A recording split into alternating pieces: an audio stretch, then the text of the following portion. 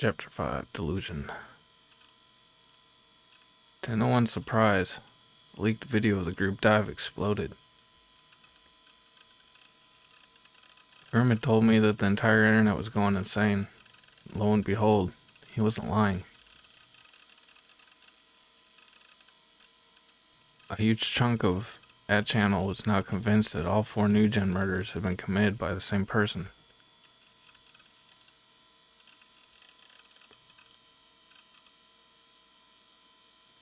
Miser. Whose eyes are those eyes? Is the New Gen killer's signature move. School dropout to be Shizuoka. The guy who upped it on YouTube has to be the perp. Wheat?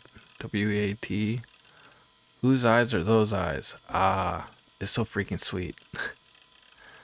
Night guard, he'll go. Okay, I'll report that at me. Whoa, whose eyes are the... whatever. White collar worker, Oregon. TLDR. Whose eyes are those eyes? Was written out at the scene of vampire, yeah?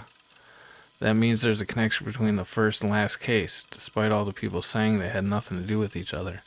Which then means that the man-child and crucifixion cases also had to be connected. Damn, I'm getting way too into this. Rookie baseball player, Baraki. Whose eyes are those eyes? Lion dancer, Sky City. Also, whose eyes are those eyes? First appearance was at the vampire case, so it couldn't possibly have copied the group dive. Secretary Kanagawa. No, don't look. Smoke. Whose eyes are those eyes every day? Wage slave, Niigata. I saw the video, but it looks fake as shit. Some actors just did it for views. I bet one Perica on it. Pilot, Stratosphere. You twats really ought to stop using whose eyes or whatever the fuck so often. The killer just wants attention and you're giving it to him. Plastic surgeon. Me. My. The same dude did all the New Gen murders? Told dumb fuck. Chichijima. Whose eyes are those eyes? Napping. Yamanashi. Nah, the tower in that vid's actually just 2 meters tall. And there's a trampoline or something below it. Laugh my ass off. Psychometer. Kamchatka. Agreed. If that phrase keeps being a trend, there will keep being more murders. Y'all need to tone it the fuck down. It's not just a meme anymore. Whose eyes are those eyes? Film connoisseur. Seto Inland Sea. I live in Shibuya. Replying to 131. Something. Laugh my ass off. Probably whose eyes. It's 2 Q's. I don't know. 133. Don't have a name. Oh, is he replying to 133? Yeah, okay. Obligatory. Don't look. 17-year-old office lady. Kanto. The YouTube video. It's topping the charts. The view count is skyrocketing to 133. It's so brutal. Don't look, guys. Laugh my ass off. Chieftain, Tokyo. Time to make the MHK News top report. 111. Woo. Interior designer, Western Japan. Anything from the perp behind whose eyes are those eyes yet? Yeso Scallop Cultivator, Tokyo. Breaking news, taking over every station. Woohoo. Except to TV though, lol. The news on TV was just as erratic. Like 140 had said, every available station, save for TOTV, had been interrupted by the breaking news, where they played the leaked video on loop. The broadcast had lasted for about an hour. It was pretty shocking to see that the footage had actually been broadcast across the entire country. Of course, all the stations censored the part where they dived off the building at the end, but it was still extremely impactful.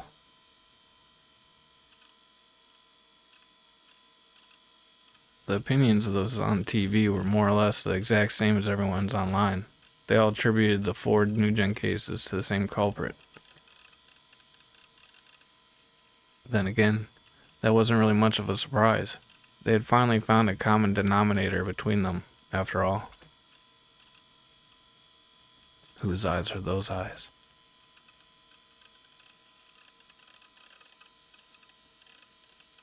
It had become a popular phrase all throughout Shibuya. The phrase had first been shown to the world when the details behind the 4th case, the vampire, were shared. People then learned that the victims of the group dive had said as well, even though it occurred a month before the vampire case. In the 4 incidents that had occurred so far, it had been used in both the first and the last one. It had to mean something. It made the theory that a single person was behind the murders all the more probable.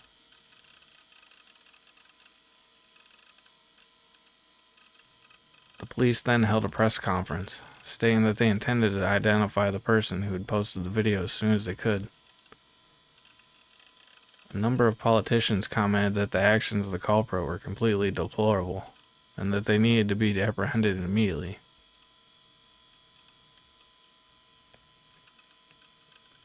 The YouTube video had been removed by a moderator less than 3 hours after it was uploaded, but by then, it was too late. Ad Channel had already gotten their hands on it, and from there, nothing could have stopped it from being re-uploaded and spreading like wildfire. And then, just before midnight, the following facts had been revealed through a police statement.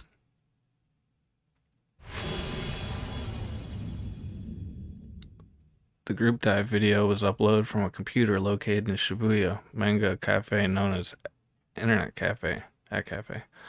It was uploaded from a specific private room in the facility, room number 37. Uh-oh.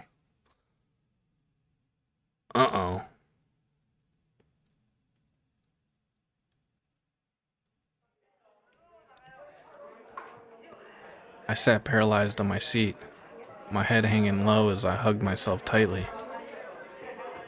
Without realizing it, I had started eavesdropping. I was becoming hypersensitive to the voices coming from my surroundings. I overheard a lot of conversations and, unsurprisingly, the group dive video was the topic on everyone's minds. Some girls were even jokingly saying to each other, "Whose eyes are those eyes?" I bit my lip and my gaze wandered onto the surface of my desk. That video was evidence. Evidence that Shogun actually existed. Evidence that I hadn't killed anyone. It proved that I didn't have multiple personalities. That the old-looking man in the wheelchair was the new-gen killer. But why would Shogun even upload it? Why would he hint at himself being the killer when the culprit's identity had been shrouded in mystery so far? Only 2 explanations made any sense to me. One, Shogun was showing off by killing people because it amused him, which was pretty likely considering that time when he had appeared in front of me. Or 2, he was trying to provoke me. For some reason, Shogun and his underling Yua were doing everything in their power to fuck with me. I didn't know the reason why, I just knew that they were trying to frame me as the new-gen culprit. At this point, even the police were probably suspicious of me. Shogun was trying to corner me. 僕のメッセージは受け取ってくれた？ Did you receive my message? 目覚めるんだ。早く。 You must awaken, quickly. でないと。 Because if you don't, もっとたくさんの人が死んじゃうことになるから。Many more people are going to die. 忘れないで。 Don't forget. 君は逃げちゃいけない。 You mustn't run away. When he had appeared in front of me, that was what he said. It felt like he had been trying to intimidate me, and that he was basically saying, I'm going to kill you too. Don't you dare run away. And now, he totally blindsided me by uploading that video, making sure that it spread all throughout Japan. There was no doubt the Shogun had moved his plan to the next phase. It'd been naive to think that I wasn't being targeted anymore. If anything, it'd be more accurate to say that his plotting against me had moved from passive to active. It was now finally in full swing. I was terrified, especially of that video. Shogun had killed 5 high schoolers without even lifting a finger, despite being even worse off physically than me. If all the new gen cases were actually his doing, then all those other gruesome murders, the man-child, crucifixion, and vampire, had all been enacted by that very same frail body. Or maybe Yua had helped him out. In any case, I didn't have any faith that I'd be able to defend myself against people who'd commit such horrible atrocities. Just thinking of them sent chills down my spine. Chills that combined with the red-hot anger I was feeling. Why was I being targeted like this? What did I do to deserve it? And there was also that message. Whose eyes are those eyes? If I wasn't careful, I would start trembling uncontrollably. To keep that under control, I had to keep my body from relaxing. I had to always be aware of my surroundings and be ready to bolt the second I sensed someone approaching. I didn't know when Shogun or Yua would show themselves again.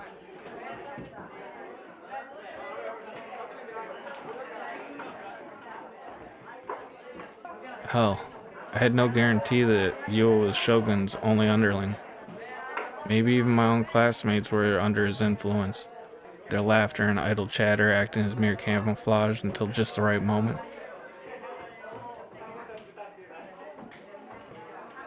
I had to find a way to parry the surprise attacks like the one in the internet cafe yesterday.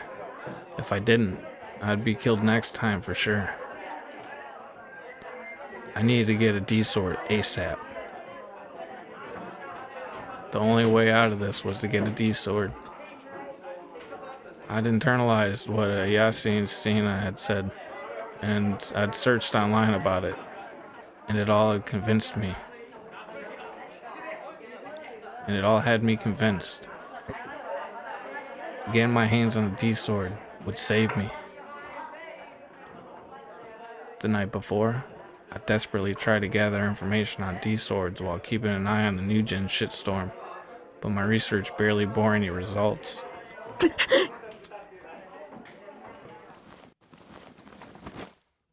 I cradled my head, tearing at my greasy hair. How was I supposed to find a D-sword?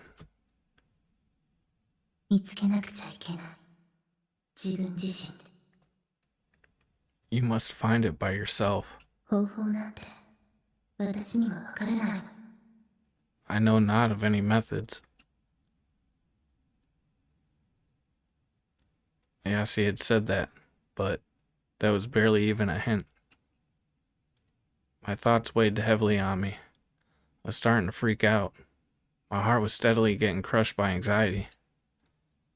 I needed to hurry and find a D-sword. Whatever it took, I had to find one. If I didn't, I'd be done for. Before becoming New Gen's next victim, I had to find one. But I needed to find out how. I had no clue how you were supposed to get one. I need some kind of hint, something, anything. I had to figure it out fast, or I'd lose my chance at finding it. Was I even capable of finding one? This was no time to be at school. It was my own life, or graduating. I didn't need to debate on which one was more important. And yet, why was I? Sensing someone approaching me, I quickly raised my head and braced myself for contact. びっくりした。 Whoa, talk about making me jump. Rimu standing there, blinking repeatedly as if she'd been stunned by my sudden movement. I made you jump? Stop scaring me like that. All the stress in my body released at once, and I crumpled on top of my desk with a big sigh. タク、大丈夫？ Are you okay, Taku? Fulfilling her usual quota, Rimi peered into my face. I hurriedly lowered my eyes. 顔、真っ青だよ。 You look kinda pale, 汗もすごいし、 and you're sweating buckets, 目も血走っちゃってる。 and your eyes are bloodshot. Was Rimi with me or against me? An ally or an enemy? After she saved me, I'd grown a lot less wary of her. But there was still a ton of unanswered questions I had yet to figure out. Like why she'd been covered in blood at the scene of the crucifixion. Or how we were supposed to be such good friends and that we'd been classmates since her first year. Yeah, I had no recollection of it. タク、体調悪いの？ Are you feeling okay? Do you need to go to the nurse? Rimi tilted her head slightly, a worried expression on her face. なんでもない。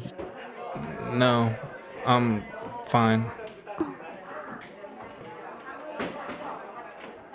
I turned away from her.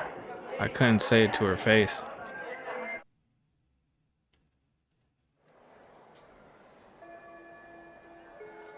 When the classes for the day finally ended, I felt like every ounce of energy had been drained from my body. Even during class, all I'd done was remain on high alert, repeatedly scanning my surroundings. I hadn't slept since yesterday, but staying this vigilant kept me wide awake. The school day felt like an eternity, and the sheer amount of time I'd spent there sent me spiraling into a deep depression. Why is it that the way we perceive time changes depending on our mood? Some say that time flows at a constant rate, but that might not actually be true. The speed of time changes depending on each person's subjective perspective.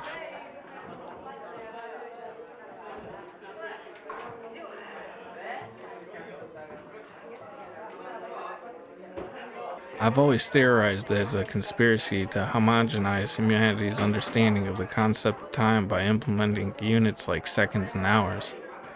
Also, they can deceive people into forgetting that perception of time varies from person to person.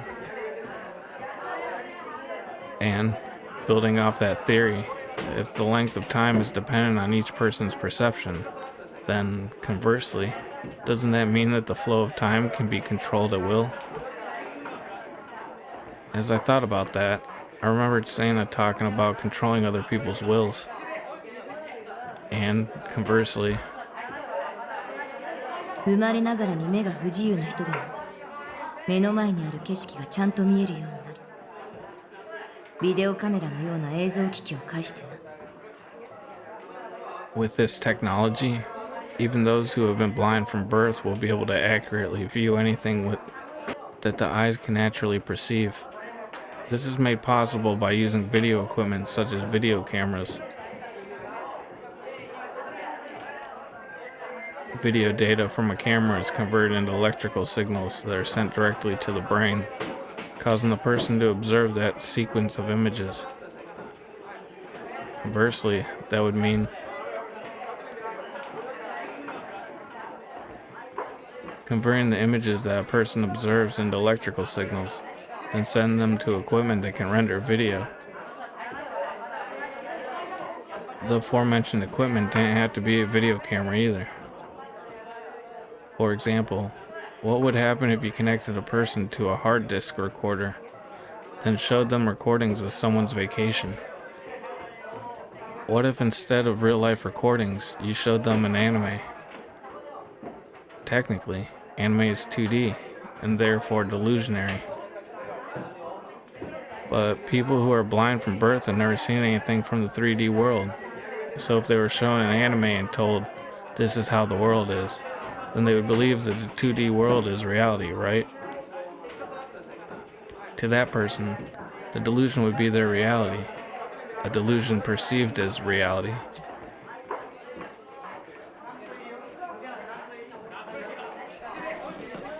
Here's another example.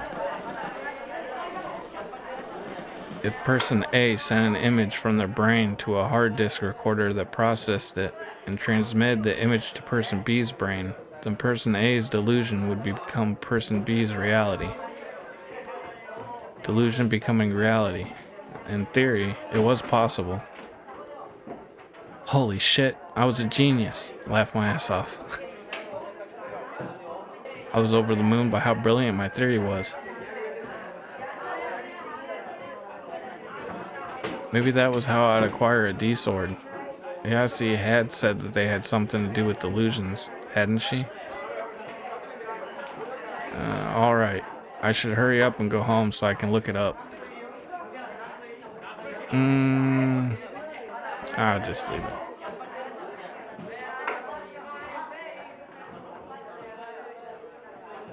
I stood up abruptly, threw my bag over my shoulder, and looked toward the door to the classroom. Oh, only to find her standing there, looking at me. Ah! I instinctively screamed. At least half my classmates were still in the classroom. Every one of their icy gazes pierced me at once. Stop it. Run. Don't look at me. Run away. Please, don't look at me. Get out of here. In a pure state of panic, I blew past my classmates and burst out of the classroom via the door Yu wasn't standing at. With no real destination in mind, I found myself in the courtyard. But the second I set foot in it, I was hit by a strong urge to vomit. I tried to hold it back, but it was no use. I fell to my knees and out spewed the contents of my stomach. Ugh. Yeah. The stomach acid made my throat burn. My vision blurred from tears. It was hard to breathe. The aftertaste was absolutely vile. I must have been way more maxed than I thought I was. It might have been because of the all-nighter I'd pulled. As I wiped the corners of my mouth, I looked all around me restlessly, but I couldn't see a soul. However, the shadowy corners and blind spots I'd never usually paid attention to had become terrifying to me. I began to think that Yua and Shogun might be hiding in them. The second my brain came up with that, I could no longer take a single step. Someone save me. I wanted to cry. I felt nauseous all over again. I didn't end up vomiting, but I dry heaved several times. The pain made me cry even harder. I was nearly sobbing at this point. But then, suddenly, someone's hand began to gently rub my back. Terrified, I turned around. Is it his sister? 大丈夫。 You're okay. It's Remy. Remy was there. 大丈夫だよ。 Everything's gonna be okay. I wasn't being condemned for feeling this way. No, her words were a tender affirmation. 私は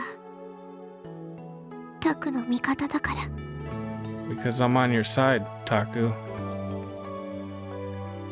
She didn't even so much as grimace at the smell of my vomit. She didn't show any signs of disdain when she saw my face covered in tears and snot, or when she saw the vomit still clinging to the corners of my mouth.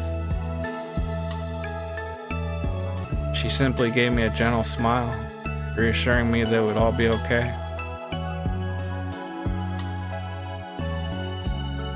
She drew closer to me.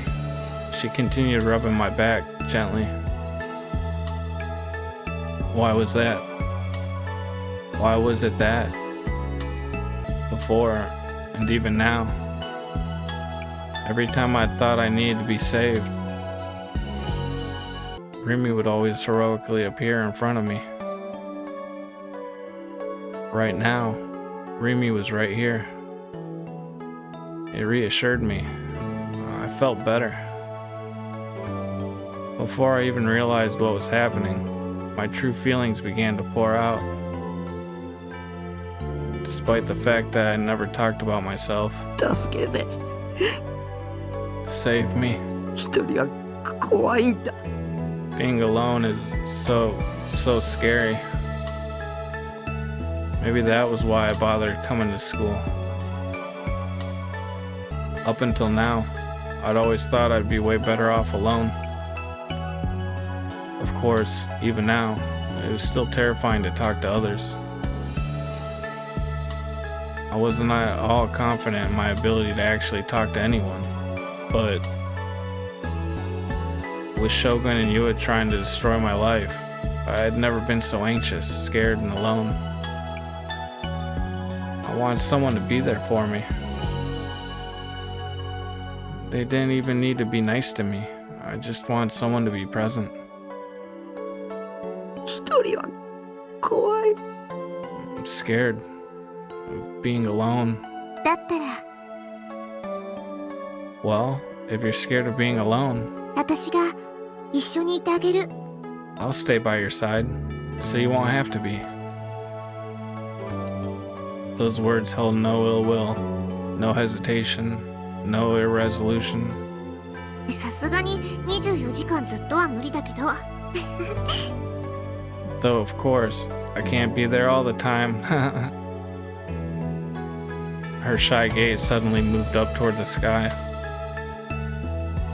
Her eyes were looking so far away. Just what could she be looking at in the sky? 朝一緒に学校行って、 We'll go to school in the morning, 学校では休み時間にどうでもいいこと話して、 talk about whatever comes to mind in between classes, お昼休みは一緒にご飯食べて、 eat together at lunchtime. 夕方一緒に帰って、 Then, at the end of the day, we'll head back home. 帰るついでにたまにどこかのお店に寄ったりして、 Sometimes stopping by a shop or two on the way back. タックの部屋でちょっとだけおしゃべりして、 Then, when we do get back, we'll chat for a bit in your room.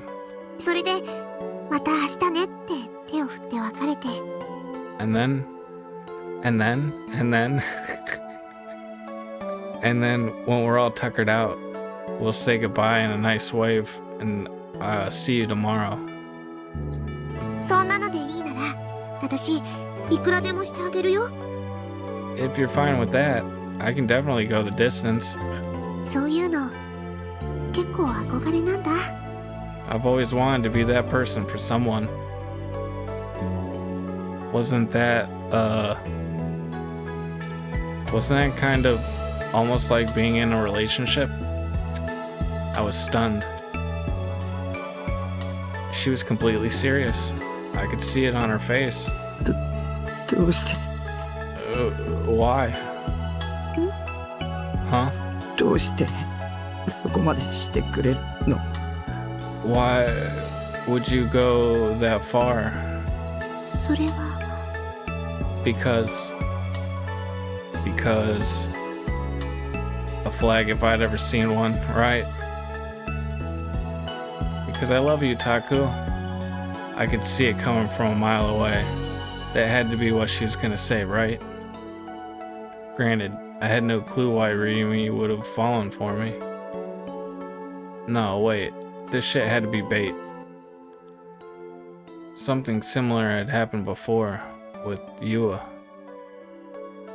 With her, it had all been nothing more than deception, ending with me drowning in the depths of despair.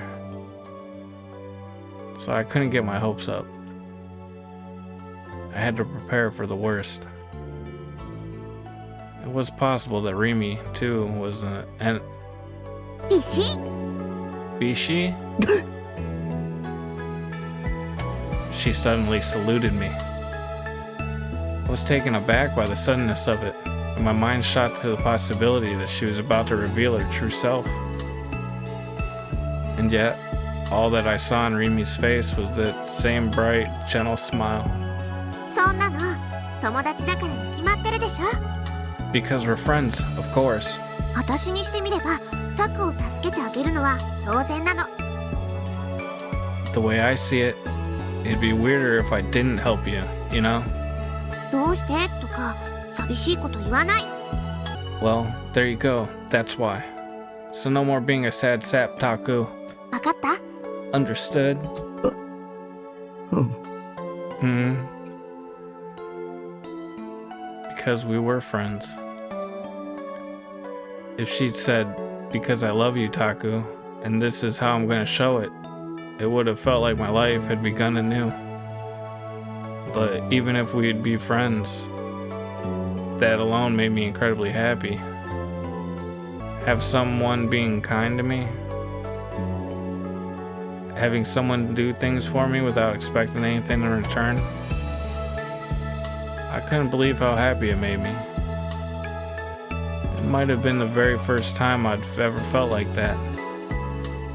But above all else, it made me realize that I wasn't alone. To me, Rimi's existence was my salvation. The nausea I felt earlier had finally subsided, and I was feeling much better. はい。使う？ Here, you want to use this? Rimi held out a vermilion handkerchief. It had a faint floral scent. I meekly accepted it, but I was hesitant to use it.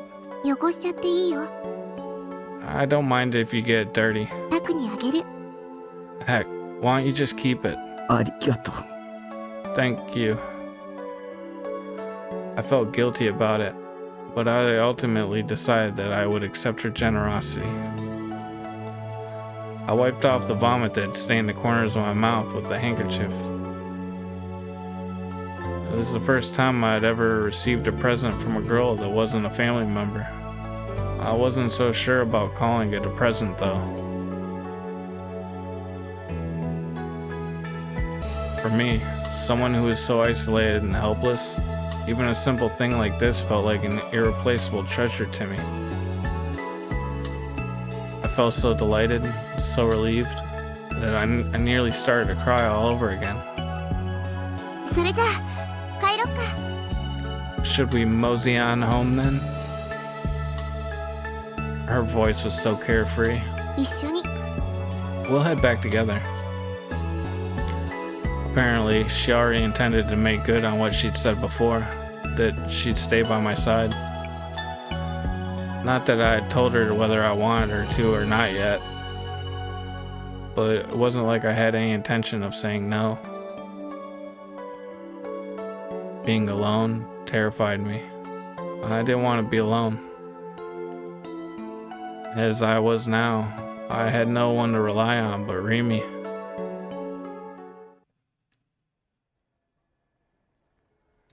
However, I still couldn't say that I was stable now, even with Rimi with me.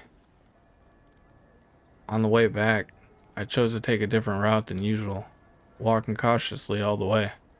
I couldn't stop trembling.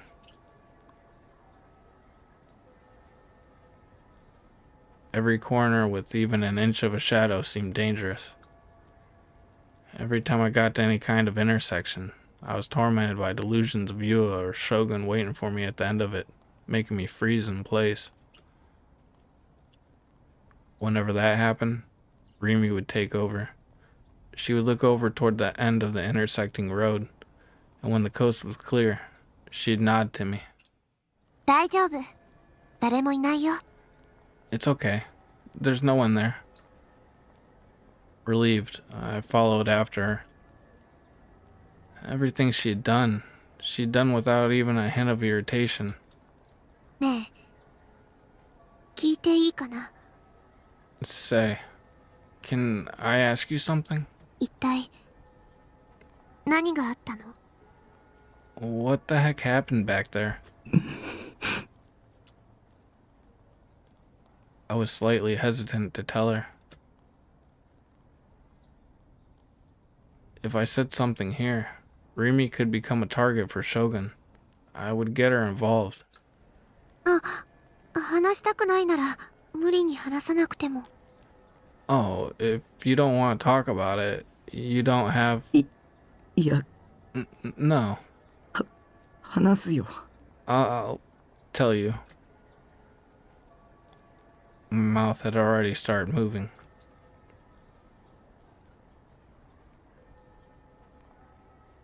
I definitely didn't feel comfortable with the prospect of getting her involved, but if I didn't explain to her what was happening here, she wouldn't be able to understand the gravity of the situation. For the sake of my well-being, I had to turn a blind eye to the possibility that it might put her in danger. She'd been the one who'd said that she'd stay by my side, so I was sure she'd be fine with it. So I told her everything. I told her that Shogun was the actual Nujin culprit. That Yua was one of his underlings. That they were both stalking me.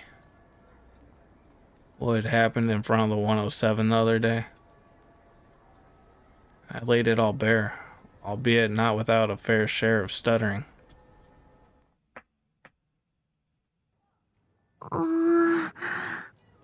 うーん。 When I told her about the time Shogun appeared before her in a wheelchair, Rimi's lips pursed, and she began to ponder. I had always wanted to ask her about back then. Seemed like now was a good time as any. いたかな、車椅子のおじいさんなんて。 I wonder if I saw anything like that. An old man in a wheelchair. She certainly didn't sound like she had. 思い出して。Try to remember. 大切なことだ。 It's really important. でも、 But Rimi frowned, almost like she was hesitant to say what was on her mind. そもそも、あの時、渋谷の駅前が無人だったなんてことなかったよ。 Well, for starters, the Shibuya Station Plaza wasn't empty. Far from it. You know that, right? いつもと同じだった。 It was the same as always. So that was what Rimi had seen back then. I was hoping that she and I would agree on what we'd seen, but I guess not. Rimi, or me, which one of us had seen what the area was actually supposed to look like? Had I been wrong about what I'd seen after all? Had that empty Shibuya been nothing more than a delusion of mine? But if it was, then there was a small discrepancy. An old man had appeared in that empty Shibuya. Shogun. What was the explanation for that? If the Shibuya being empty part was a delusion, then Shogun could be a delusion as well. 駅前って人が多いでしょ。だから車椅子の人がいてもなかなか気がつかないだろうし。There were a whole bunch of people in front of the station, so it'd be kind of hard to notice one guy in a wheelchair. 要するに見てないってこと。 So, yeah, sorry. I didn't see anybody like that. ごめんね、役に立てなくて。 Sorry. I wish I could help. At the very least, I knew Shogun himself wasn't a delusion. At first I thought he was just a delusion, But ever since the group dive video had come out, my perception of him had swapped to the exact opposite. Shogun was real. He existed in reality. But that empty Shibuya, meanwhile, it could have just been a delusion. And in reality, the front of the station had been overflowing with people, just like it always was. I was the only one who had observed something different, a different set of scenery than everyone else. But how could that be possible? ねえ、それよりお願いがあるんだけど、いい？ They shot an image, electrically shot an image into his mind. So, putting all that aside, do you mind if I ask a favor? Huh? Remy joined her hands together in a prayer-like gesture. CD を買いに行きたいんだ。せっかくここまで来てからちょっと寄っていきたいんだけど。 There's a CD I really want to buy, and since we've come all this way, I'd like to make a real quick stop. いいかな？ Would you be okay with that? I really wanted to get back to my base as soon as possible. The reason I'd take such a long detour was because I was afraid of the possibility that Yua or Shogun might have been ready to ambush me. It wasn't so I could go on some shopping spree. But if I were to refuse after all that, she might end up going back on her promise to stay by my side. If I were to fuck up badly enough, she could get angry and leave by herself. What the hell should I do? This sucked. I needed Remy to stay with me. I wasn't sure I could make it to my base alone. In the end, I wasn't able to refuse. So I did what I had to in order to survive and stuck as close as possible to her. I guess it was reasonable to think that Yua wouldn't attack me in a public place like this. But I was more afraid that they might have been hiding among the crowd. Every time I'd almost bump into someone, I would scream inside my head. パトカーだ。 Police cars? Remy's words frightened me. I quickly retreated behind her. Remy was right. There were 2 police cars parked on the road, and right next to them were 3 police officers in uniform. The police had also been pursuing me. Obviously, the basis behind it was a completely false accusation, but the incompetent police didn't know that. Those cops might have been searching for me too. Or so I thought, but that apparently wasn't the case. The cops' gazes were fixated on the crowd of people marching down the street like they owned it. Were they protesters or something? They were carrying these giant signs and flags, and they were wearing the typical sachets and headbands you'd see among those kinds of people.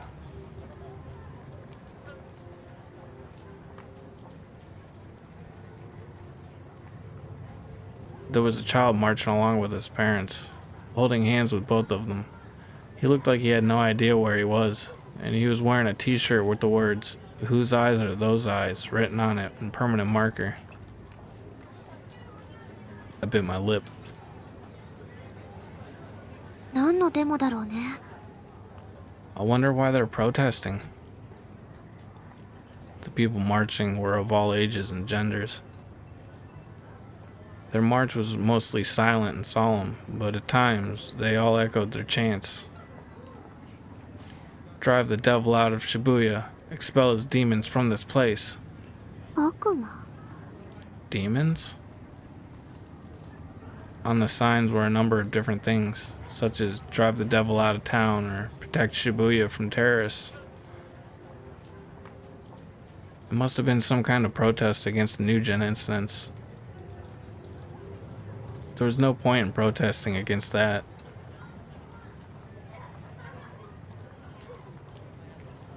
If they had the time to do that, then could they just please hunt down Shogun and kill him? Then I wouldn't need to worry about him anymore. タク、行こう。 Taku, well, let's go. Clearly uninterested, Rimi turned her gaze away from the protesters and quickly started walking toward the entrance to the CD shop.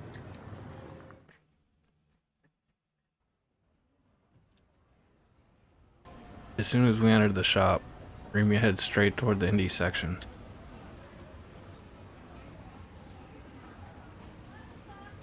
Unlike the J-pop section, there weren't many customers there.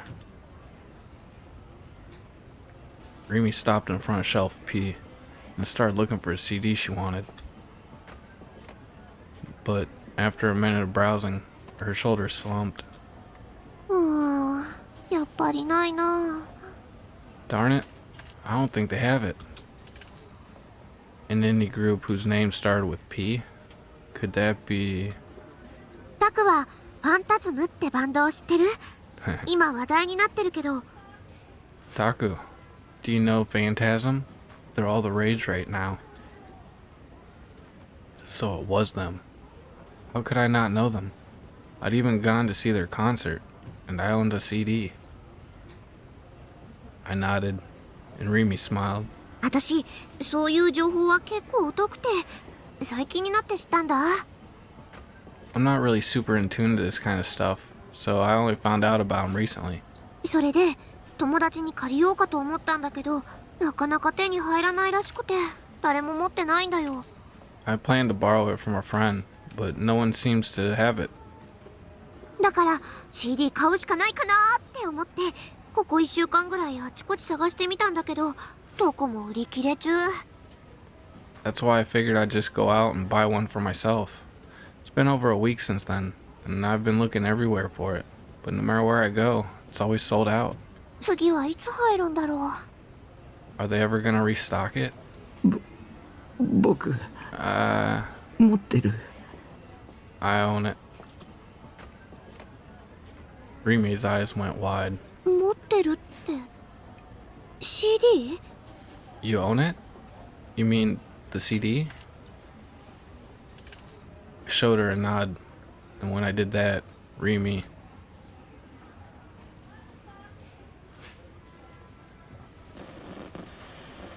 put her hands on my shoulders.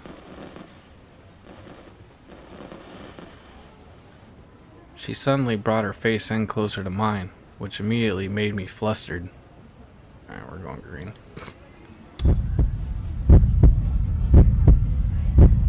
The sweet smell of shampoo wafting from Rimi's hair tickled my nose, and I felt my face turning red.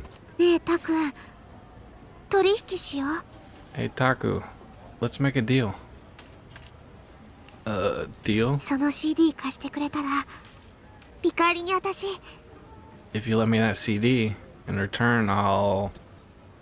She looked at me, her expression dead serious. I gulped. She'll what? What was she gonna do?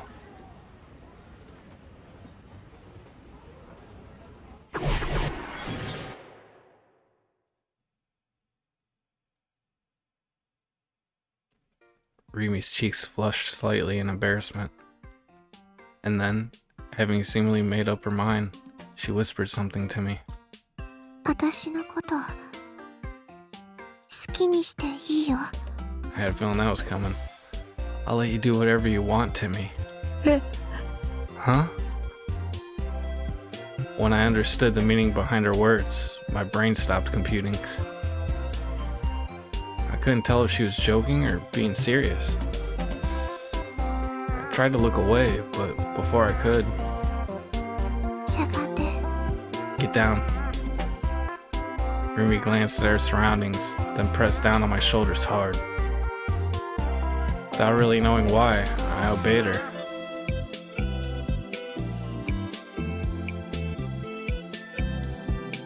I crouched down and leaned against the CD shelves, hugging my knees. Rimi also crouched down in front of me. I was completely lost. What the hell was she planning? 膝伸ばして。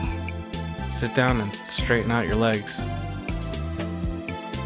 Did she want me to sit directly on the floor? I didn't want to act like such a DQN, DQing, but Rimi didn't wait for my consent. She grabbed both of my calves and forced my legs to straighten out. I couldn't stop myself from sliding down to the floor.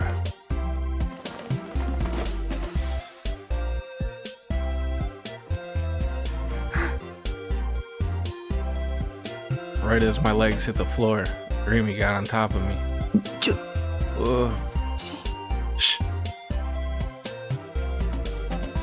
Rimi put her index finger on my lips. She wanted me to stay quiet, evidently. But something like this inside a store? As if she'd read my mind, Rimi started giggling. ここインディーズのコーナーってお客さんあんまり来ないよね。 This is the indie music corner. Not many customers come back here. こうしてしゃがんだら周りから見えなくなっちゃう。 If we stay low like this, no one will notice us. What was she implying? ねえ、タク。 Hey, Taku. Rimi moved her face in even closer. Her breath stroked my cheeks. It was hot. I couldn't avert my gaze from Rimi's shimmering eyes. I could feel myself being sucked right into them. It was like I was under some magic spell. Rimi was staring straight at me, just as I was at her. As we stared at each other, Rimi's hands began to move. And then she started undoing my blazer, one button at a time. 何を What are you? Paying me no mind, Rimi's hand grabbed a hold of my tie. With one pull, she unfastened it, and then she began unbuttoning my shirt. ねえ人が来る Hey, people are gonna see. そうだね。 You're right. 人が来たらすごくまずいよね。 It'd be very, very bad if someone saw us. Despite what she just said, Rimi's slender hands continued to move. They artfully slid beneath my shirt and onto my bare chest. Her cool hands slowly glided across my skin.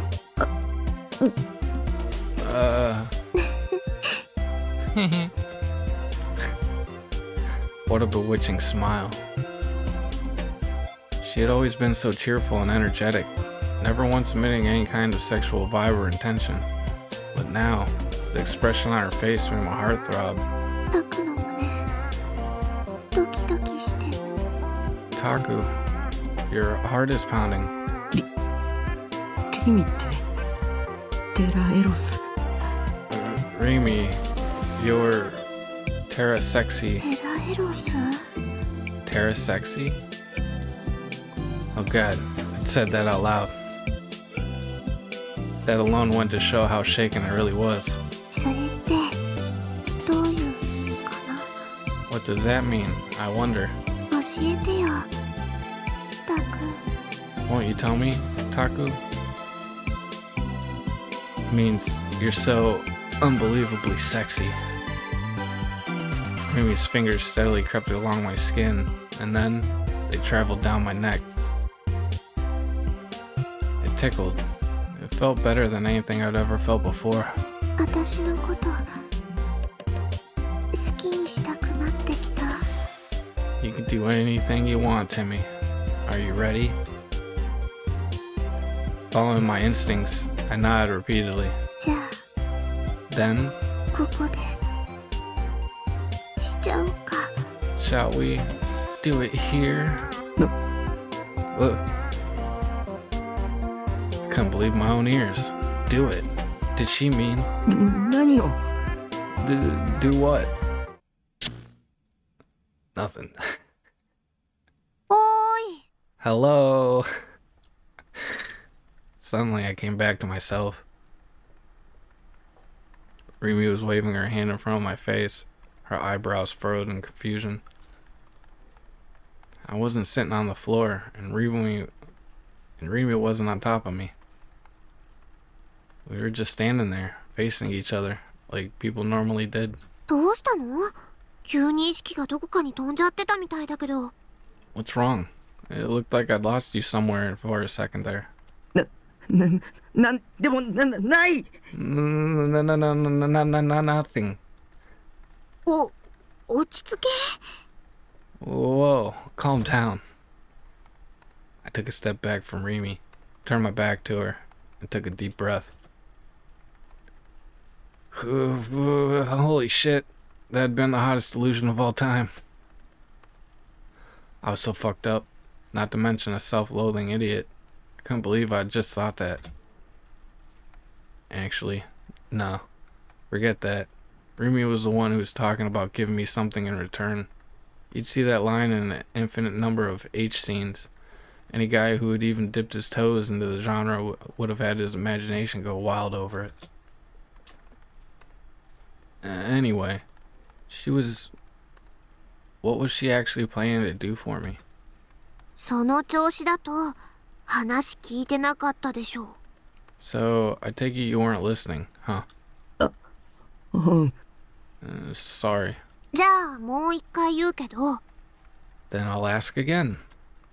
私のお気に入り CD を貸すっていうので手を打ってくれないかな。 If I do something for you, could you lend me this CD? I really want to listen to. は？ねえねえ、いいでしょ？お願いします。この通り。 You wouldn't mind, right? Come on. I promise I'll make it up to you. あ Life was a cruel mistress, though I suppose it was my fault for expecting anything. Come to think of it, I wasn't supposed to be into 3D girls at all, yet I just had a delusion about doing that with Remy. Why? When I agreed to Remy's proposal, she delightedly struck a victory pose. That sight was so amusing to me, despite the critical situation I was in. I couldn't help but laugh.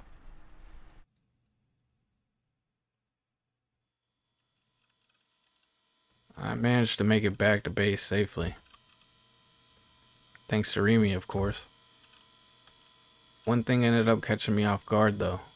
When we arrived, I asked her to wait outside while I cleaned my room, but she flat out refused. だって前に来た時に汚いっていうのはよーくわかったし、今さら片付けたって無駄だよ。 Come on, I saw exactly how dirty it was last time. There's no point in trying to clean it for me. かっこつけなくてもいいって。私とタクの仲でしょ？ね？ You don't have to try and make it look like you're someone you're not. We're friends after all, right? Yeah, but I wish I knew exactly what that meant. Remy is completely absent from my memory, meaning I didn't really know her. Every once in a while, I'd find myself taken aback at how ridiculously friendly Remy was whenever she talked to me. It wasn't unpleasant or anything, but it only made it all the more clear how different we felt about each other. On that particular note, was Remy serious about there being no point in me cleaning my room? The floor was littered with empty boxed lunches, and the bed was piled high with eroge cases. Eroge cases with not exactly the most SFW cover art. Either Remy had nerves of steel, or she had no reason to feel an edge around me. But trying to figure out which it was only made me feel even more confused. Remy, unaware of how distressed I was, went to sit on the sofa, looking earnestly over the lyric booklet included in the Phantasm CD. I plopped down in my chair, and the tension flooding my body left soon after. My mind was completely maxed after spending most of the day terrified, yet I wasn't feeling that exhausted. Maybe that was thanks to Remy being there. さて、どうしよっか。 Anyway, what should we do? Closing the lyric booklet, Remy stretched her arms out high and sent a smile my way. What should we do? What were we supposed to do? She hadn't come here to hang out or anything. She just wanted me to lend her a CD. She was doing me a favor by staying with me, but what the hell were we supposed to actually do? Did we have to do anything? If we were in an eroge, we'd probably jump straight into an H scene, but... Wait, stop. I really shouldn't be thinking about that right now. Even under the best circumstances, it was still a really tense situation, being alone in my room with a 3D girl and all. If I were to have some unwelcome delusions, I might suddenly shoot back to reality and end up saying something weird.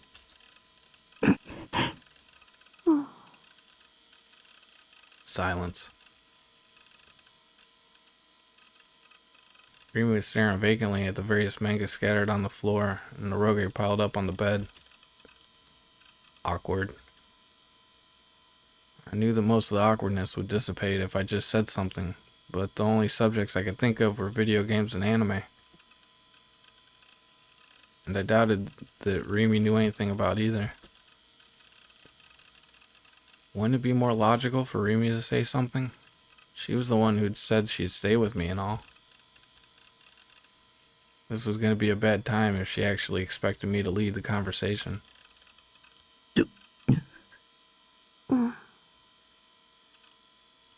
Jesus Christ, I really did suck with 3D girls. I was grateful to her for staying with me, but I couldn't handle the sheer, unrelenting silence. The fact that the room had barely any light was also an issue. It gave off the illusion that the room was dark for some lewd reason. Unable to take it anymore, I turned my face to my PC.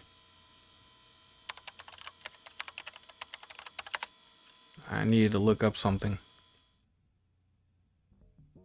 I'd been thinking about it at school. It might end up giving me a hint as to how I'd get my hands on a T-sword. Is it possible to translate images pictured in the mind to actual images? Using what Senna had told me about the VR technology, people being electronic devices as a base, I began researching the subject. 何してるの? What you up to? Remy stood up and approached my desk. Should I explain?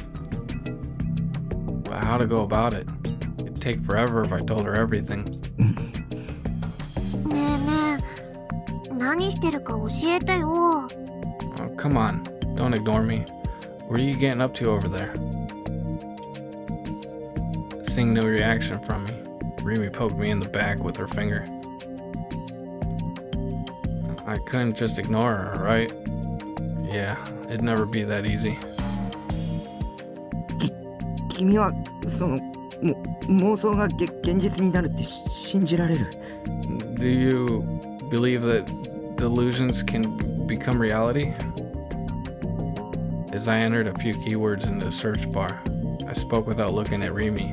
Instead, I pretended I was talking to Sierra 10. 妄想が現実に? Huh? Like, do I think delusions can come true? 無理でしょ。What? That's impossible. もしそれができたら、人はとっくに万能になってるよ。If we could do that, everybody'd be omnipotent by now. That's a good point, actually.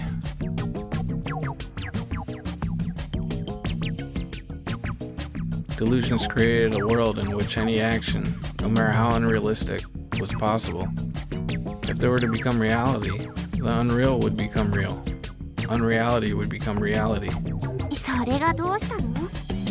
Why do you ask? それに近いシステムがアメリカで特許あるんだ. There's a system that can kinda do that in America. There's a patent that exists. へえ、冗談でしょ。You're kidding, right? I could feel Remy's doubtful scoff on my back.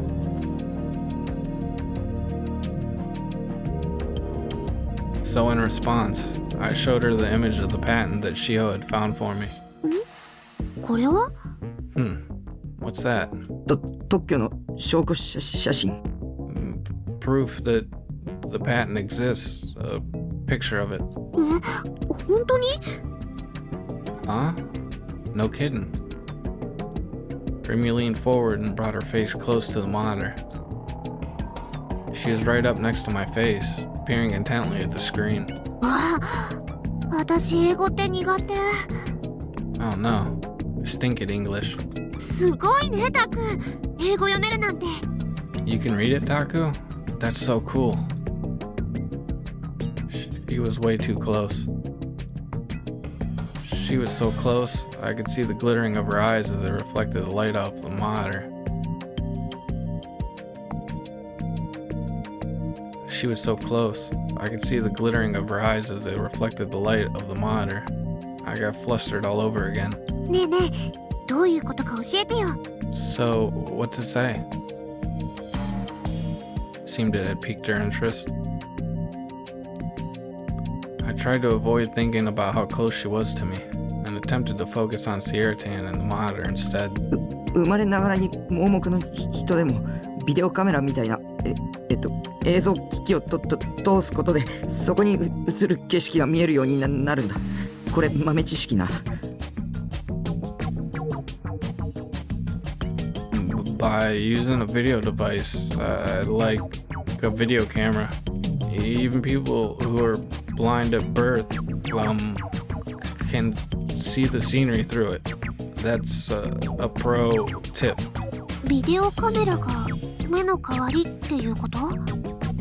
Wait, like the camera could basically be their eyes? そう VR 技術って言うんだよ。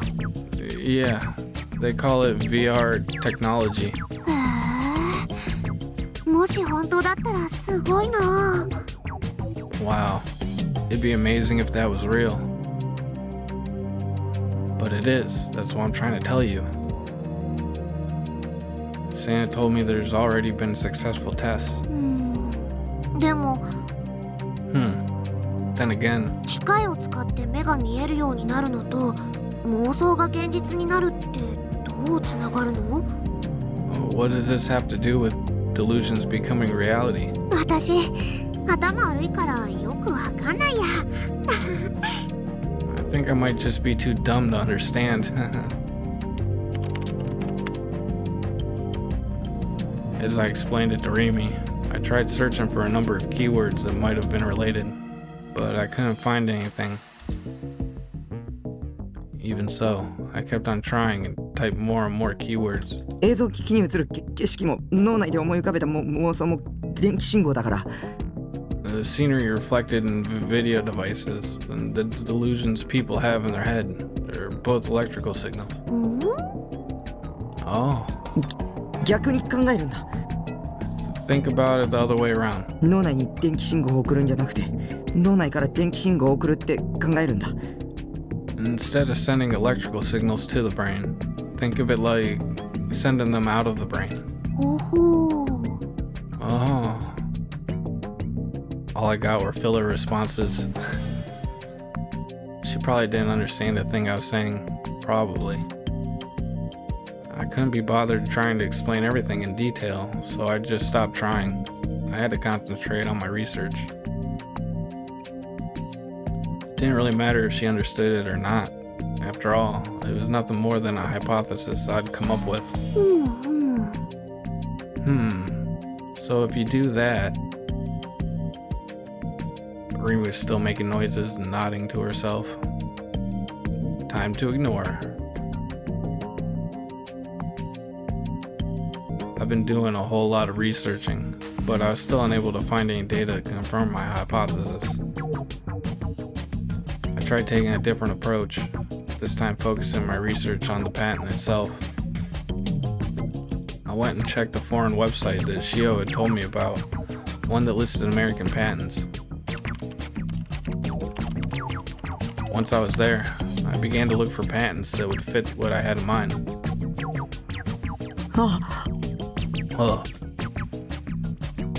After following a few links, I finally found an image with a similar vibe to the one that Shio had sent me. At a glance, though, the patent was clearly different from the VR apparatus one. I should read it right away. 神経信号パルスを遠隔地からモニターし、それを映像および音声として再現する装置と方法。Apparatus and method for remotely monitoring and altering nerve impulse signals and reproducing them as video and audio output. おお。 Oh, whoa. That was exactly what I had in mind. I involuntarily leapt out of my chair. これすごいぞ。 This is huge. すごいの？何が？ Huh? Huge? What's huge? 簡単に言うとこれ Simply put, this is 他人の思考を盗撮する技術だ。 the technology to read people's minds. 思考を盗撮。 Read minds? To sum it up, the audio and video people were imagining in their heads could be stolen by using a certain apparatus. Moreover, it even said that nerve impulses could be monitored from satellites. That meant it was possible to spy on a subject's thoughts no matter where they were on the planet. 本当にそんなことできるの？ SF 小説とかそういう類のものなんじゃ？ Can you really do that? Isn't that the kind of thing you'd find in a sci-fi book? 特許ってそのシステム自体が完全に仕上がってないと。 Patents can't be filed until the system's been fully completed. 絶対に取得できないんだって。 You could never get one unless it worked. That had been made clear to me when I'd been looking up stuff about patents earlier. だからこれもちゃんとシステムが確立されてるってことだよ。 That's why this must be a system that's already been proven possible. This wasn't mere fiction. As long as you had the technological capabilities and the funds to build it, you could implement it at any time. Before, Santa had told me that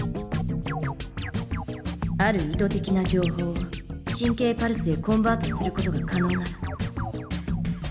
if it's possible to convert specific information into nerve impulses, 人の五感すべてさらには人の意思そのものもコントロールできるんじゃないか wouldn't it be possible to control all 5 of the senses and even free will of the people itself? I couldn't find a source for that, so it remained as a mere conjecture from her. However, for my own theory, there were sources. Why would something so insane not have spread all throughout Japan? This clearly deserved a Nobel Prize, if not something even bigger. I continued my research, this time looking up the mind reading keyword. Then, I found a record of a particular lawsuit from America. また英文だ。 Oh no, more English. 頭痛くなってきそうだよ。 I'm gonna get a headache. It was a really long document, so even I had a hard time reading it. It probably would read poorly, but I decided to use a piece of English to Japanese translation software. The contents of what was written there could be summarized like this. Legal record, plaintiff, N.K. Raven. Defendant, the United States Department of Defense, CIA. Plaintiff's allegations. I've become aware that my mind has been read via the use of a particular device. My monitored thoughts are then recorded and subsequently transferred to an unknown location using satellites. The aforementioned satellites have taken me hostage. I have been the victim of constant, unending attacks regardless of the time of day, all of which were carried out by those very satellites. 1. Tracking. 2. Mind reading, telepathic surveillance. 3. Monitoring of all bodily signals. 4. Biorhythmical attacks. 5. Oral attacks. 6. Physical debilitation. Since the latter of 3rd of December 1990. I've been forcefully shown artificially created dreams during my sleep, some of which include video, audio, and even voices. From February to May 1992, I have fallen victim to several biorhythmical attacks, all of which serve to torture me via the induction of pain and/or psychological harassment. Recognizing that these attacks were aimed specifically toward myself, beginning February of 1992, I began to record the following information in a journal: the date, time, and contents of any particular agonizing psychological attack I could remember. The biorhythmical attacks were aimed at every single region of my body. The pain, torture, and psychological harassments were coordinated in order to cause discomfort, fatigue, and agony to specific regions of my body, or in some cases, my entire body. The main regions affected are as follows: chest, visual system, abdomen, brain to induce sleeping disorders, and brain to show me artificially created dreams. 思考監視、思考盗撮、しかも国家ぐるみ。 Mind reading, telepathic surveillance, and the government is involved? マジ？ Wait, are you serious? 私これ知ってる。何年か前に映画で見た。 Oh, I know about this one. I saw it in a movie a few years ago. That was fiction, though. But what was written on these records very much wasn't. There were two possibilities. Either the plaintiff was a total mental case, or the entire thing was factual. It was difficult to figure out where exactly the boundary between the two was. Taking into account the patent from earlier, it could very well be truthful. So Senna and Ayase weren't total mental cases. Well, particularly Ayase. Back then, Ayase had cloned herself right before my very eyes. I hadn't witnessed the exact moment when it happened. All I knew was that when I turned around, another Ayase was there, and she'd been wearing lingerie for some reason. She had also shown me how she pulled her D-sword out of thin air.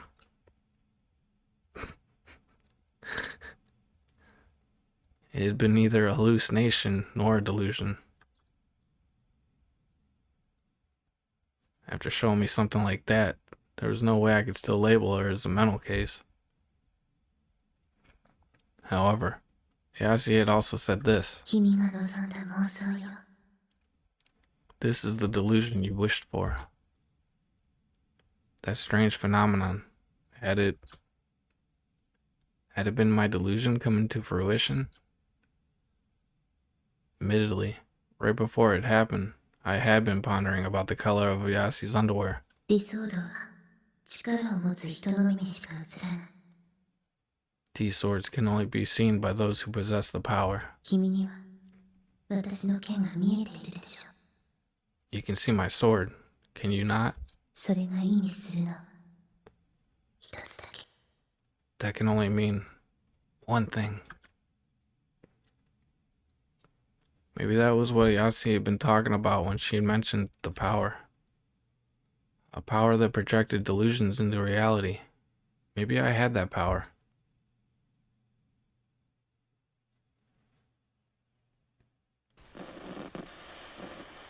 No. I was probably just jumping to conclusions. It was a total stretch to think that a psychic ability existed just because a system using scientific means, was able to reproduce delusions as images. Let's see what this... 見つけなくちゃいけない。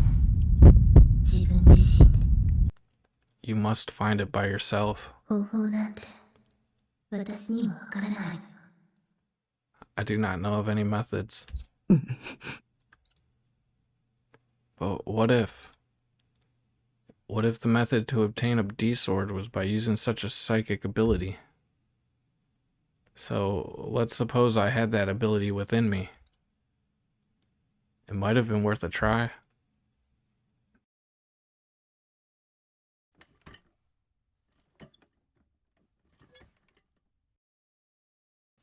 Leaving Remy to stare at the PC screen with her eyebrows furrowed, I picked up the toy D-sword sitting in the corner of my room.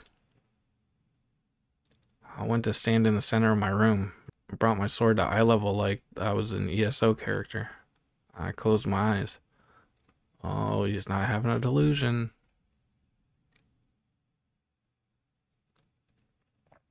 I tried to conjure the image of the sword in my mind.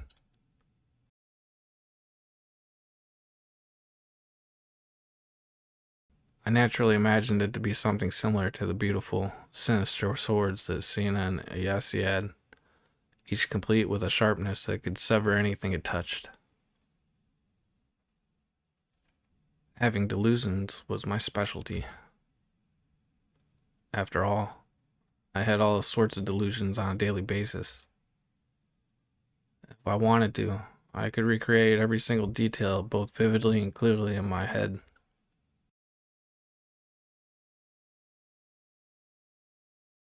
Once the image was as precise as it was going to get, I planted my feet, gritted my teeth, and tried grasping the sword with the power I now held in my hands. Become real. Become real. Become real. Become real. Become real. Become real. I prayed inside my head, devoting all my thoughts toward that one single wish. What I'm holding is a real D-sword. It's not a fake, it's real. I infused the strength of my entire being into the blade. Come, reveal yourself to me. Grant me salvation. Protect me. I slowly opened my eyes.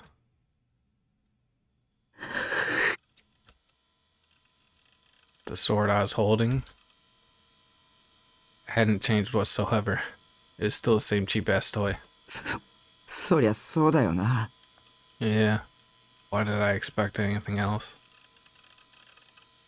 There was no such thing as an evil IS psychic power that turned delusions into reality. It was way too puny. What was I, 5?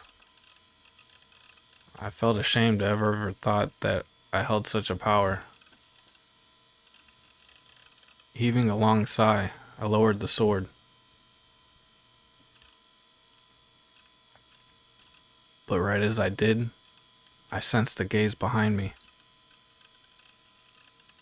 I could feel chills on the back of my neck. Goosebumps rose across the entirety of my body. The gaze, again. That was a clear sign. A sign that, right at that moment, someone was watching me. Don't look at me. I wasn't gonna turn around. Like I'd ever turn around.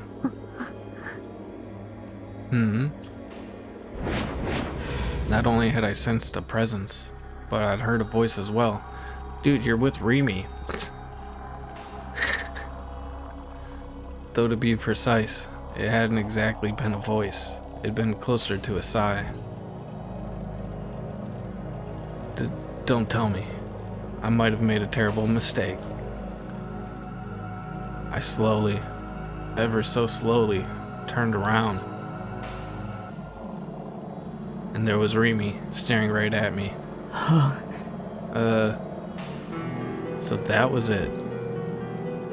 No wonder the sense of presence had been more intense than usual. Granted, that only made sense, considering I wasn't just feeling like I was being watched. I was being watched. This was definitely going to get confusing. Oh god, Remy see me go full Chunibyo, brandishing a sword and all that, from start to finish. I was gonna die from embarrassment. Except, something was off about her. Remy's brow furrowed, and she stared at me without blinking even once. However, it wasn't me she was looking at, but the object I held, the toy D-sword. Why did she look so serious?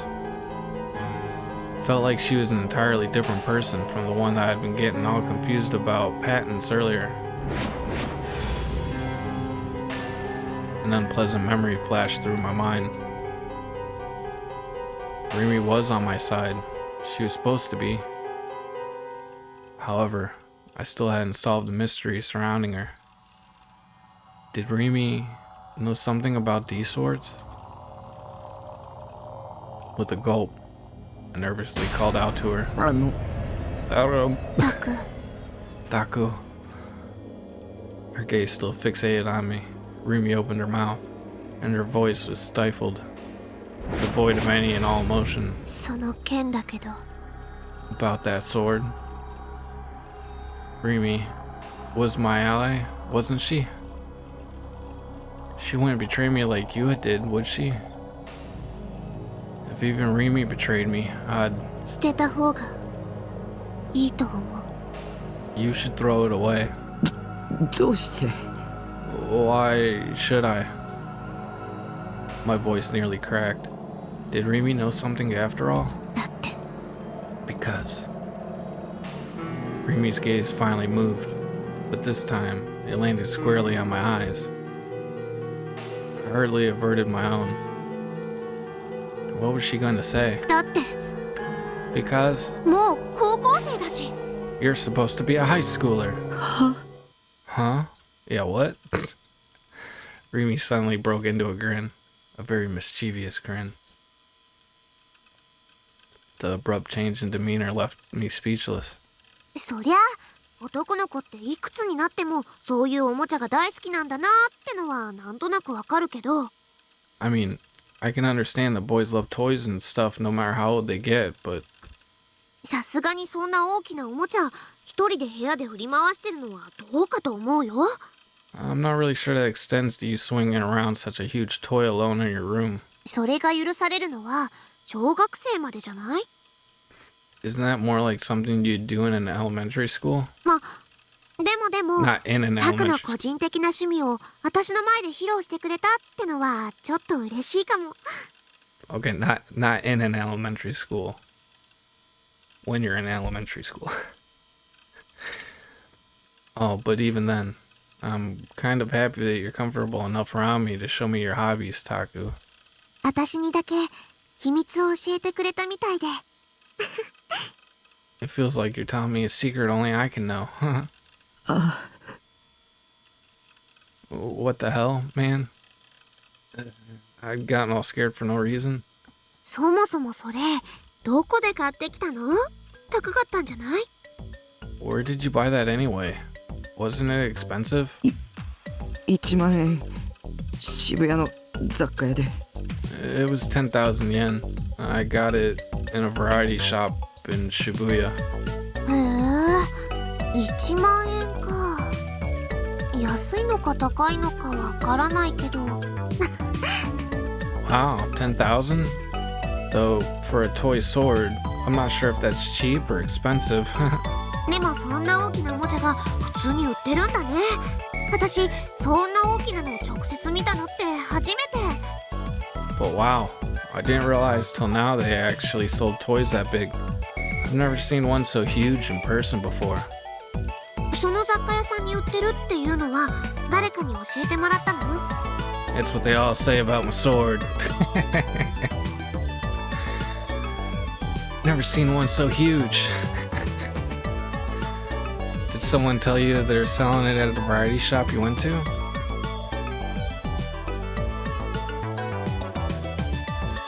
She really wasn't gonna let it go. Was she interested in these kinds of swords or something? Maybe Rimi was actually a total shinobi in disguise.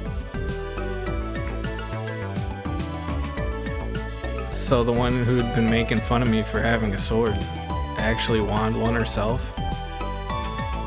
Sundeer much? Hui. Ha. 自分で調べたネットで I did my own research online. ネットか Oh, you saw it online? すごいな何でも情報が手に入るんだね私は全然ダメパソコンなんてろくに使えないよ The internet is so cool, you can really find anything on it. Though, to be honest, I stink at it. I can't even use a computer.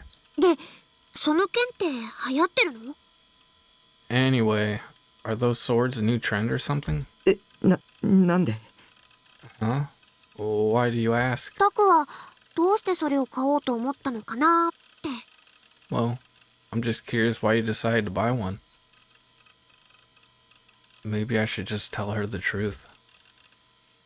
If she was going to stay by my side moving forward, maybe she'd end up helping me search for a real D-sword in the future. If that was the case, it might be better just to tell her everything now and get it out of the way. これは偽物だけど This is only fake, though. 本物があるんだ But real ones exist. 本物？ Real ones? Remy tilted her head and puzzled.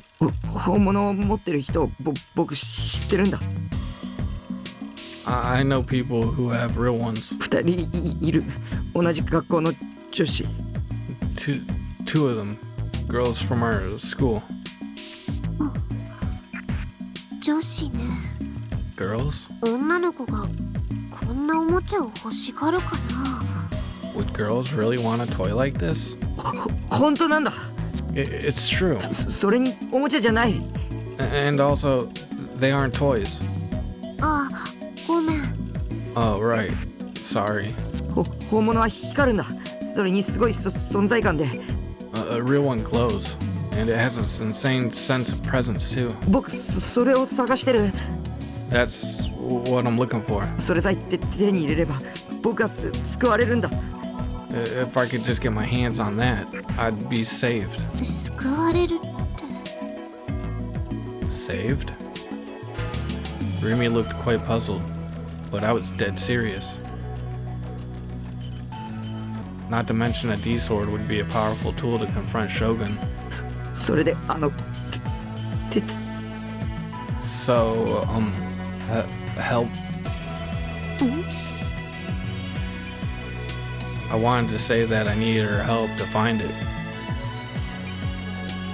However, when I thought about what I could do, even if she said no, I grew too scared and anxious to say anything. I dropped the fake sword on the spot and sat down on the sofa. With a sigh, I closed my eyes.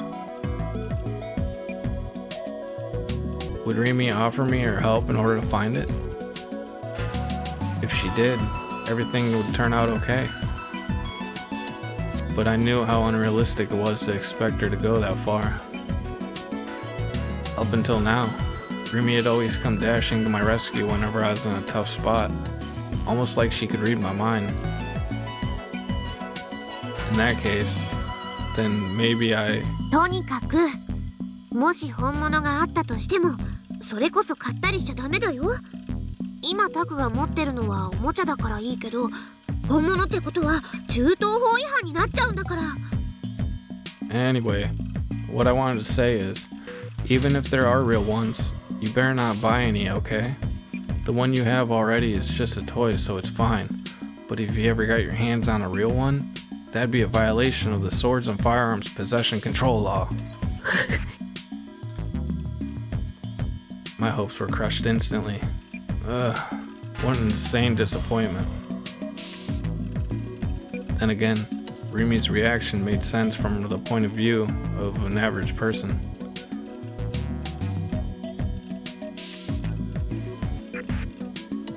These past few weeks, I'd encountered so many inexplicable things. I was nearly at the point where I was ready to believe everything that Sena and Yasi had said. Maybe Yasi was right.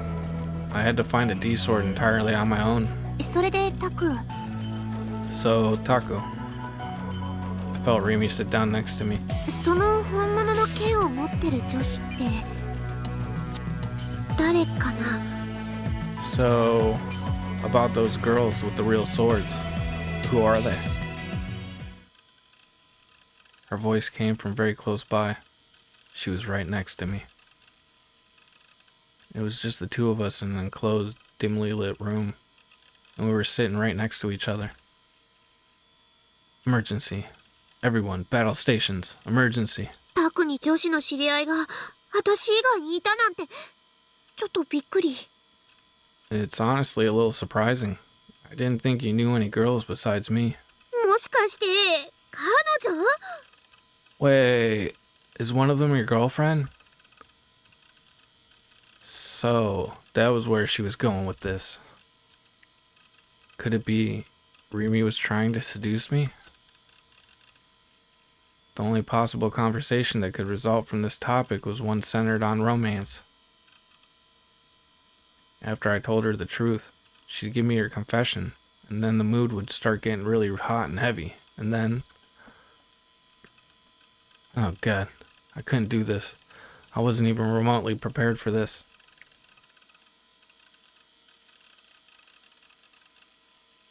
I opened my eyes and frankly shook my head. Both Ayase and Sana were mysterious creatures, not to mention absolute mental cases. Schizo didn't even begin to describe them. I'd mowed over them if they were 2D characters, but I'd never mow over 3D shit. Especially with Sana. Talking to her just scared me. It wouldn't surprise me if violence was just part of her MO. I wanted to stay as far away from her as possible. そっか。ちょっと安心したかな。So that's a no? That kinda puts me at ease, I guess. Huh? A no for what? What's going on? Flag tripped! Hell yeah. Oh shit, oh shit, oh shit. My whole body froze in place. Alright. She clearly said that on purpose, right? Was she subtly hitting on me right now? Judging from the flow of this conversation, there was a good chance Rimi had me right where she'd wanted me. How should I answer? Should I just come out and say exactly what she wanted to hear? Yeah, surely nothing bad could come from that. But I wasn't sure I had the confidence to go out with a real girl.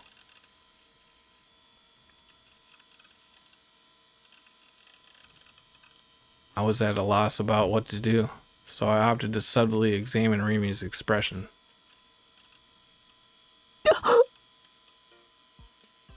Wait, is this real? Oh, what the hell? What the hell? My mind went completely blank. I couldn't keep up with this sudden and outrageous turn of events. I couldn't even lift a finger. The shock had rendered me unable to speak. どうかした？ Something wrong?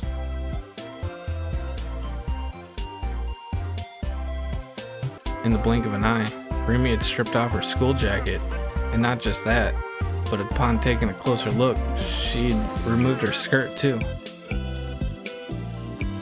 As if her extreme outfit wasn't enough, she was also hugging her knees, making it look like she was completely commando. In other words, at this very moment, Rimi, who was sitting right next to me with her head tilted and her eyes on me, was covering her underwear with nothing more than a mere shirt. The first thing that popped into my head was a classic private tutor eroge, titled The Unrelenting Emily Sensei. The third chapter had a scene that went exactly like what I was experiencing right now. To think of something straight out in eroge was actually happening to me in reality? What eroge was that from? Reality? What the fuck? Was this a delusion? An illusion? Or was it legit?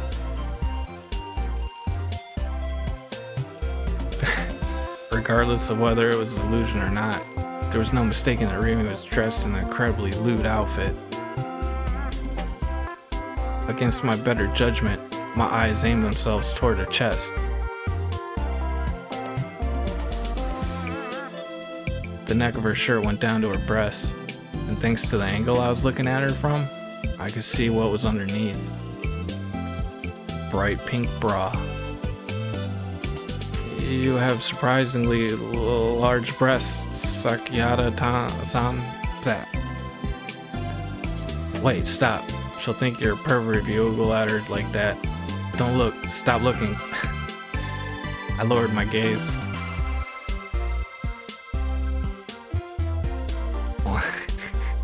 Only to find myself looking at her hips. What the hell is that? Jafoyage. Holy fucking whatever the fuck that is. She really wasn't wearing a skirt. I can see her panties, Sakihata-san.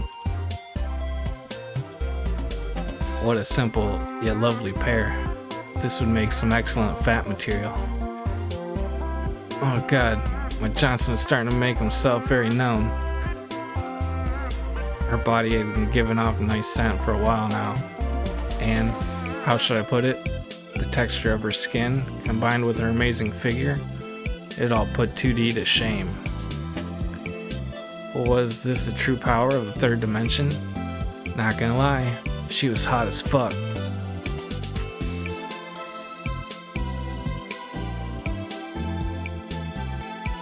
She seemed very capable of instantly obliterating the values I'd held dear until now. Even though I'd never been into 3D, nor had I ever planned to change that. Even though I'd only ever loved 2D characters. Right now, Remy held enough destructive power to fucking obliterate those lofty values with a single strike. Her faint breaths, which sounded almost aroused. That delicately swaying, lustrous hair. Lustrous.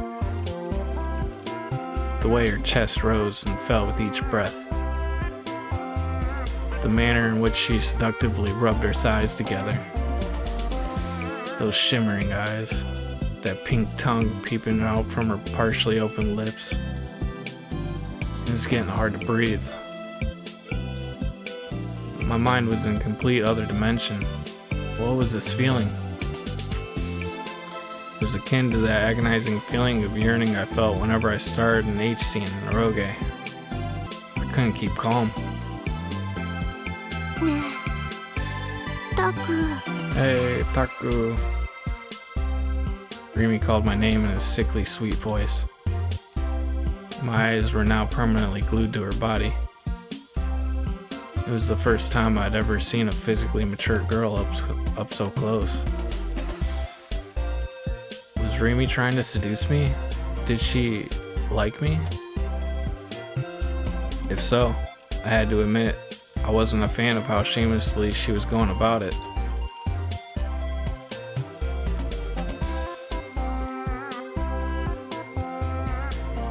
I guess it was just that I preferred love to come from the subtle nurturing of platonic affection.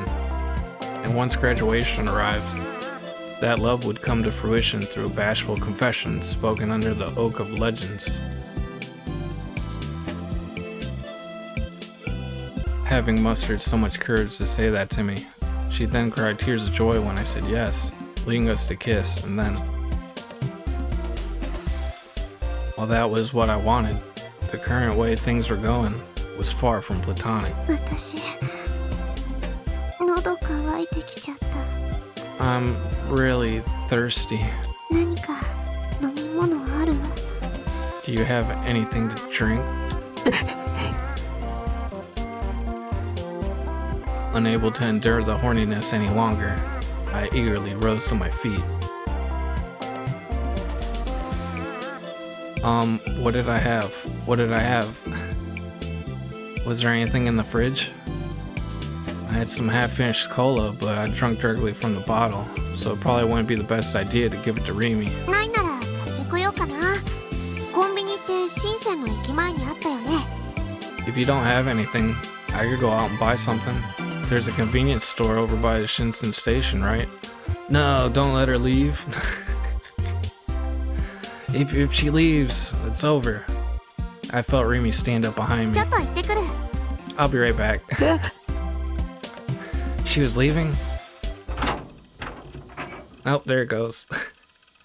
Frankly, turn around and see Remy still dressed in that shamelessly... Wait, what?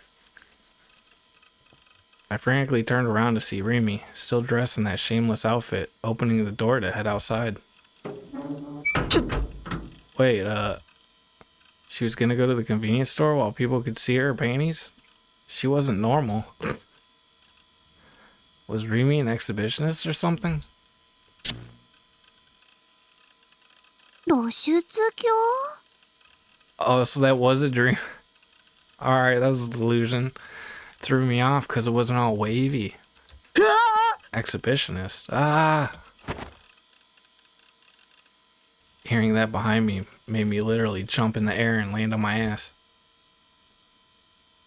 There stood Remy, who should have been just about to leave the room. And not only that, but she's wearing her usual outfit, and it was all fully on. She looked down at me with wide eyes. あ、え No, びっくりした。 jeez, you nearly made me jump out of my skin. 急に大声出さないでよ。 Don't scream like that. さっきから変だよ。一人でブツブツ言い出したかと思ったら急に大声上げるし。 You've been acting weird for a while now. You started mumbling something to yourself, and right when I noticed that, you suddenly let out this huge scream. どうかしたの？ What's going on? Why was Remy there now? She should have just been about to leave the container. Had that half-naked Remy been a delusion? But she'd felt so real. I hadn't touched her, but merely looking at her skin made me think how squishy and soft it'd be if I touched it. Wait, what the hell was I saying? I was losing my mind today. ねえ、タク。 Hey, Taku. I cringed when she called my name. Did she hate me now? What would I do if she was already fed up with me? If Remy wouldn't stay with me, I wouldn't even be able to go out alone anymore. 私、喉乾いてきちゃった。 I'm really thirsty. Huh? 何か飲み物ある？ Do you have anything to drink? She'd asked me the exact same thing before. However, rather than that sultry tone from before, her voice was perfectly normal now. I shook my head from side to side. Remy poked her temple with her index finger, pursed her lips and thought. ないなら買ってこようかな。コンビニって深センの駅前にあったよね。 If you don't have anything, I could go out to buy something. There's a convenience store over by Shinsen Station, right? ちょっと行ってくる。 I'll be right back.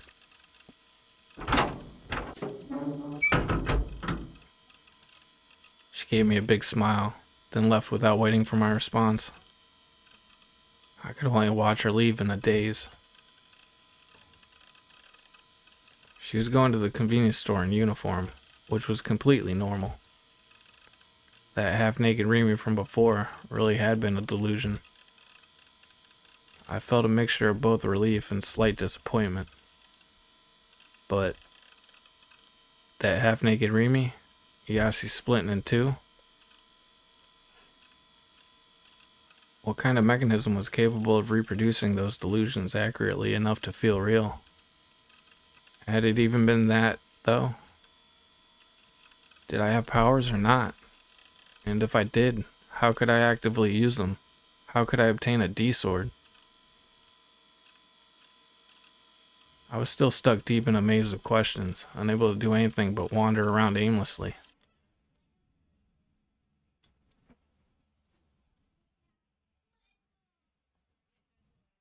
While Remy went out shopping, I went back to researching the patent and mind reading.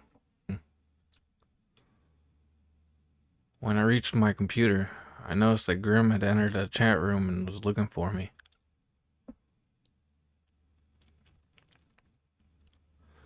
I sighed and reluctantly entered the chat room. Grim, you there, Neidhart? Hello, Neidhart. Needing as usual, I see. Come on, kid. Chat with me, please. Seriously, I've got new info. Neidhart-chan, dinner's ready. Neidhart has entered the room. Grim, look who finally decided to show up. You're too slow, Neidhart. Thanks to that, I've entered whose eyes are those eyes mode. Damn it, Damn it. The fuck was whose eyes are those eyes mode? Grim obviously just wanted to use the phrase for the hell of it. Even though he knew I hated seeing that damn thing, I'd always freak out whenever I saw it.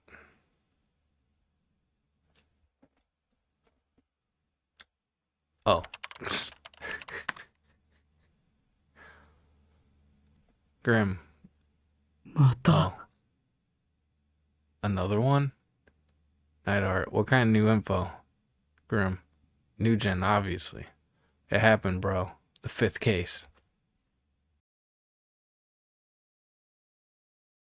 Of course. I felt the usual depression I always felt whenever I heard about new gen, but on the other hand, I was also bewildered. I was sure that Shogun and Yua would target me this time. My fate had been delayed, it seemed, though I wasn't sure whether or not to be happy about that.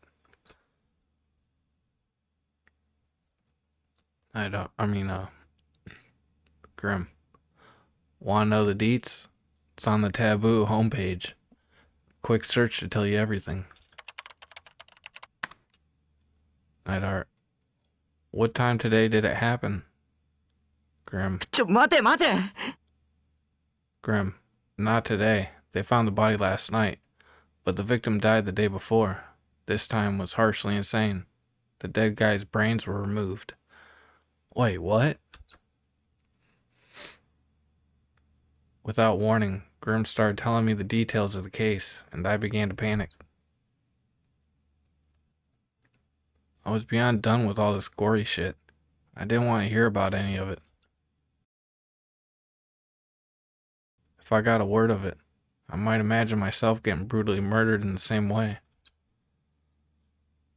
Even though I still hadn't found out how to get a D-sword. And yet, Grim continued mercilessly.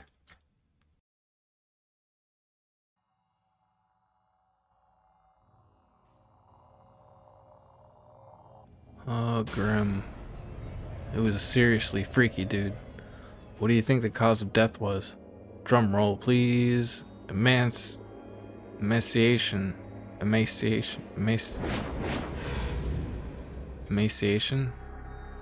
Which means he was alive even after his brains were removed. Damn. The repulsiveness of it all sent chills down my spine. I wrapped my arms around my body. I didn't want to hear anymore. Spare me, please. I'm begging you. My life already went to shit a long time ago, so please.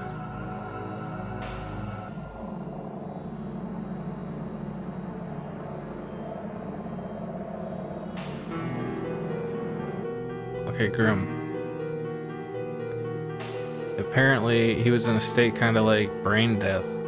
He might have even been like that for over a week, just sitting there brainless. He obviously couldn't eat or drink, so no wonder they died of emaciation. Whatever. That channel already named the case Numbskull. Laugh my ass off. Netizens really are epic at names. Okay, so this part's hilarious. Get this. The victim was a psychiatrist. A psychiatrist had their brains removed. Actual what the fuck, laugh my ass off, levels of irony. A psychiatrist? The moment I saw that word, my heart rate skyrocketed. I might have been overthinking it, but I had to check to make certain. Was it his doctor or something? But I also didn't want to.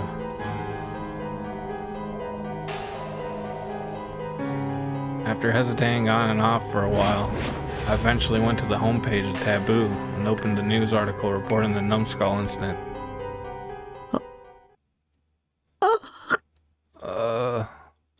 Male corpse found in Shibuya Ward, possible 5th Nugent case. Early morning on 23rd, the body of 41-year-old Takashina Fumio was discovered in the streets of Shibuya Ward, Tokyo. It was him. The victim, Dr. Takashina, was a psychiatrist at the H Tokyo General Hospital, also found in the Shibuya ward. The TMPD have released the cause of death, stating that the man died via emaciation due to severe malnutrition. As well as this, Dr. Takashina's head was found to have received a clean cut along the top of the skull, and his brain was removed. The authorities claim it is possible he survived in a state akin to brain death long after the removal of his brain. The investigation revealed that Dr. Takashina had shown up to work ever since the 10th of this month. Ever since last month, Shibuya Ward has received immense publicity regarding the string of grotesque murders known as New Generation Madness. The Shibuya Police Department are investigating these murders under the possibility that they may have all been committed by the same culprit. なんてことだ。なんて。 How could the victim's name was Takashina Fumio. Dr. Takashina had been killed. He was provoking me? Shogun was blatantly provoking me. To do that, he'd killed the only doctor I could rely on, just to set an example. そんな。 This can't be. It can't. 助けて。誰か助けてくれ。 I hope nobody thinks I'm actually yelling for help. Help me. Someone help. I let out a scream.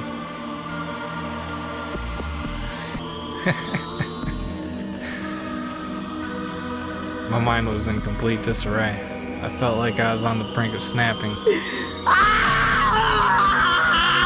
Ah! やだ。 Not like this. 死にたくないよ。 I don't want to die. リミ、助けて。 I just keep thinking of somebody hearing me yelling this. Rimi, save me. I searched for Rimi. I frantically looked around the room over and over. She wasn't there. Why wasn't she there? Because she just went out shopping.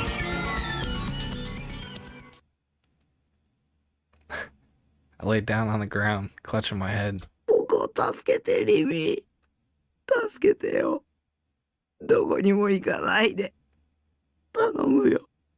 Help me, Rimi, help me. Don't leave me. I'm begging you. Okay. Someone responded to me. Shocked, I looked up to find Rimi standing right beside me, holding a convenience store bag. リミ。 Rimi. She'd come back, thank goodness. Relieved, I held out my hand. Rimi crouched down and embraced my hand with both of her own. Her hands had been cool when she'd touched me before. But now, they felt so unbelievably warm. ここにいる。 I'm here. 私はここにいるから I'm here. Taku. 怯えないで。 You don't need to be afraid anymore. Using her finger, Rimi wiped my tears away with a gentle smile. How pathetic could I be? I wasn't a man at all. Showing how terrified I was, crying and screaming, all in front of a girl. And yet, even while knowing how pathetic I was, she'd still said that she'd stay by my side. Right now, this warmth I felt was the only thing keeping my mind from shattering. Until I got a D-sword, I never wanted to let her go.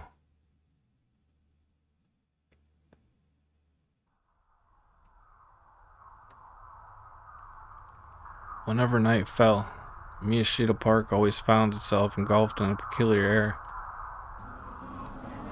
Whose eyes are those eyes? Whose eyes are those eyes? Blah blah blah blah blah blah blah blah blah. Everybody's saying it. In the center of the park stood a large group of people packed together. There must have been no less than 100 of them. Most of them seemed to be in their teens, with some wearing high school uniforms, and others, particularly girls, wearing fashionable casual clothes. Within the crowd was an otaku-esque young man with glasses, and a kangaroo high school girl, the latter of which was a fairly rare sight in this day and age. From an outsider's perspective, one would think that they were attending some kind of event, but upon closer inspection, it became clear that their behavior was anything but normal. They were all looking at the ground, their eyes unfocused and empty. Even though quite a number of people were gathered here, none of them conversed with each other. They simply stood there, frozen in place. Every last one of them wore the same faint smile, all while murmuring something under their breaths. A phrase that their whole bodies and minds were dedicated to saying. Whose eyes are those eyes? That phrase seeped from the mouths of hundreds of people there. Despite their smiles, the chant rose as nothing more than a flat, emotionless murmur, echoing throughout the park like a Buddhist sutra.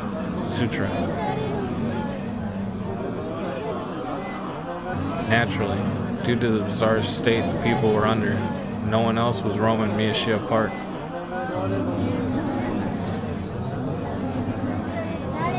A female office worker on her way home from work and a middle-aged woman walking her dog attempted to pass through, only to find themselves terrified by the strange sight and turning back the way they came.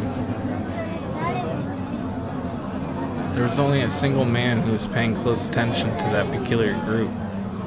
At first glance, it appeared that he too was part of the group, but in actuality, he was standing alone a few meters away from it.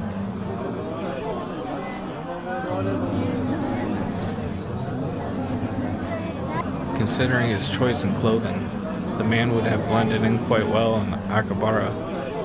He wore a plaid shirt, deeply worn sneakers, mittens, red bandana, and a large green rucksack. He was fairly corpulent, which made the buttons on his shirt appear as though they were about to come off.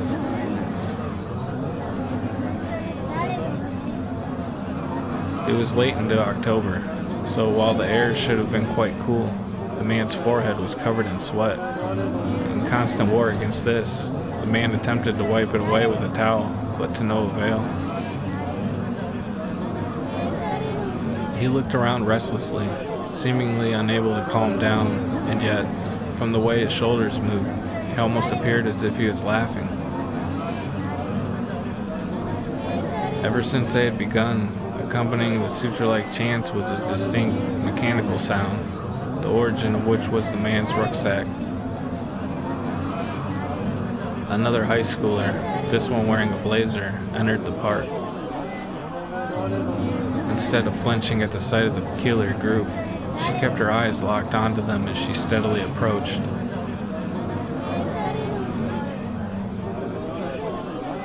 The way she walked, her long black hair fluttering in the wind, gave off an aura of pure confidence and gallantry. And somewhat of a contrast to this, the girl carried a half-eaten popsicle in her hand. The group paid her no mind. They were completely absorbed in their own world, continuing to repeat the same phrase over and over again. Being ignored did not faze her either. She did not even raise an eyebrow. Then, as she was drawn closer to the group, she suddenly stopped. She nibbled at the popsicle while remaining thoroughly composed. As she chewed, the distinct sound of crunching escaped her mouth.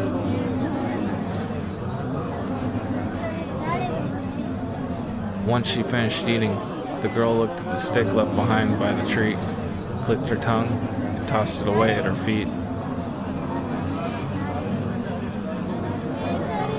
Her eyes sharp as ever, her gaze slowly moved over the faces of each individual in the group. おい、なんだよお前。 Hey, what are you doing? The man with the rucksack shouted at her, the girl now clearly beyond the limit of what he could ignore. Naturally, the girl, Aosana, was well aware that the man had been watching her since she had arrived. With a mocking snort, she abruptly crossed her hands over each other and straightened her arms out in front of her. Then, the area between her hands warped faintly, and the vague shape of a metal rod appeared. It looked similar to a hoe or a shovel, but the shape matched neither of those descriptions. It was a razor-sharp sword, with a bifurcated blade. After a moment, it took on a definite shape, and Santa grasped it with both hands. However, it did not end there.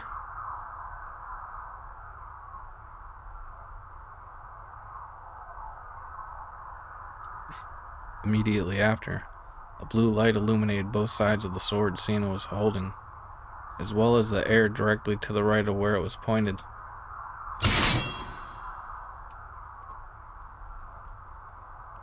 Just as before, metal pieces appeared from that glowing blue space. As they took shape, they noisily fused with the long blade that had appeared before them. At last, a ring formed, one from which another long trail of light streaked far to the right. The bifurcated blade traced the trail's trajectory as it came into being. Though one might have originally thought it to be a hoe or a shovel, it was now clear that it had transformed into a gigantic sword. Sharp, yet elegant. Translucent, yet destructive. Sinister, yet beautiful. With an overwhelming sense of presence, the sword settled in Sana's hands. The man with the rucksack showed no reaction. He simply stared at Sana with a malicious look on his face. 関係者じゃないだろ。あっち行けよ。 You've got nothing to do with this. Get out of here. With a voice quite high-pitched for a man, he had ordered Sana to leave, accompanying it with a violent gesture. His tone was thoroughly domineering, though he kept his distance from her. Sana, on the other hand, opened her mouth without showing any shift in emotion. お前が責任者か。 Are you the one responsible for this? It seemed to be more of a request for confirmation rather than an actual question.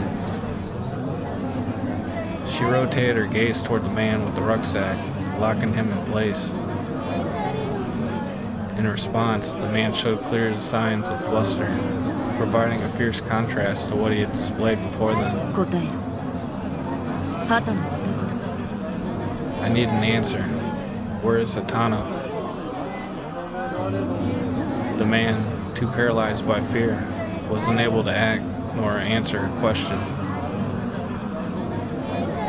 The group of people muttering, "Whose eyes are those eyes?" paid no attention to the exchange between the two. Rather, their eyes did not even register it. Sana's gaze met with the man's. The first to avert their eyes was him. 誰だよそれ。 Who's that? たとえ知ってても教えないけどな。 Even if I knew, I wouldn't tell you.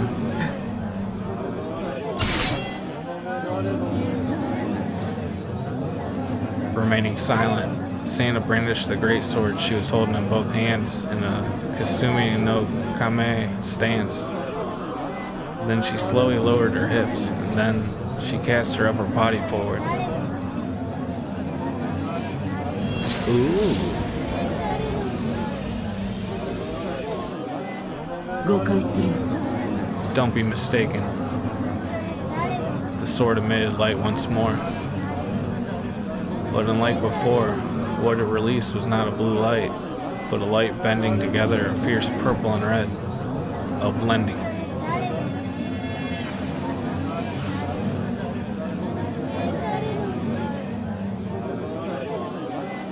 Suddenly, a high-pitched screech resembling a woman's scream resounded. The atmosphere between her and the man was warped with anger, but not in the metaphorical manner. It was entirely physical. The very air itself vibrated, converging toward the sword Santa was holding. The red glow of the sword became inconceivably intense, to the point of dazzlement. Santa took a small breath and gritted her teeth.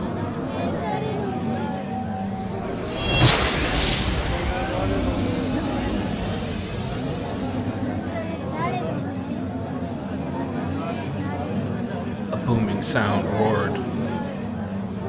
A shower of sparks surged. A sonic wave erupted, one that sought to blow away the air itself. The vibration in the air then immediately subsided. The sword, however, continued to flicker with a brilliant red glow, one reminiscent of pulsing blood. Santa slowly pointed the tip of her sword directly at the man.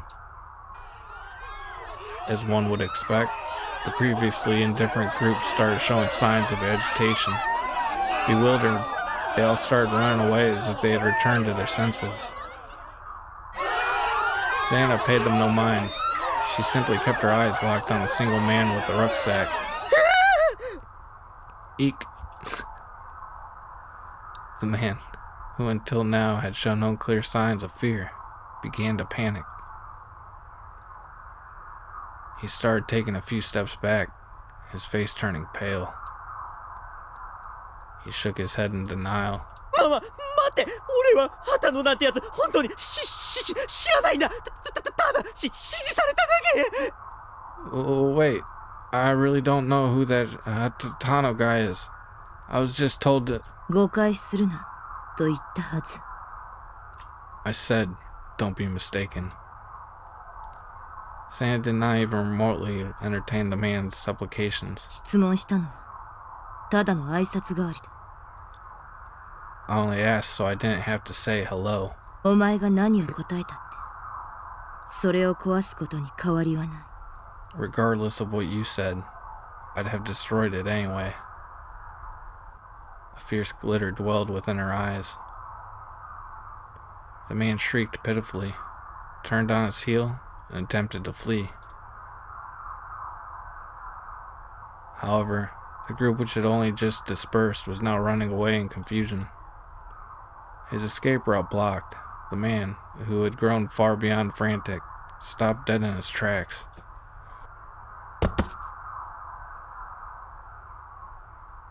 And at that very moment, Santa kicked off the ground and closed the gap between her and the man's back.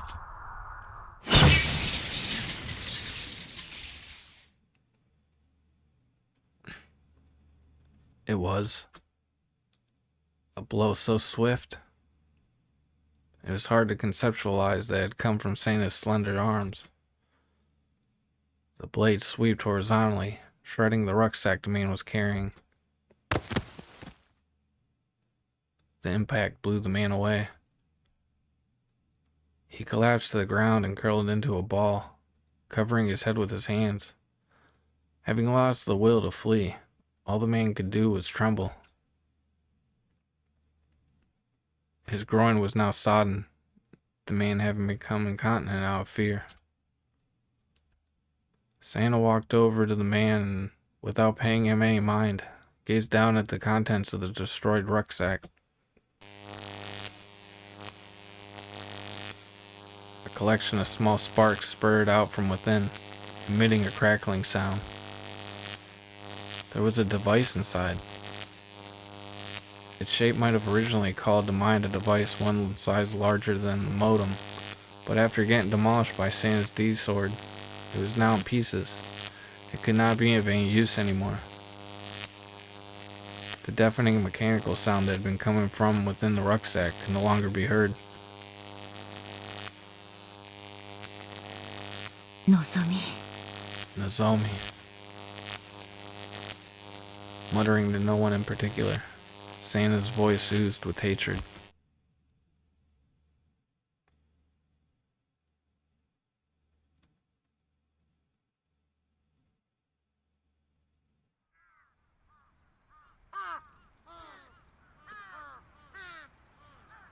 As fall moved forward, it had gradually been getting colder outside. The fact that I'd been able to go out in a short sleeve shirt only a few days ago felt unreal.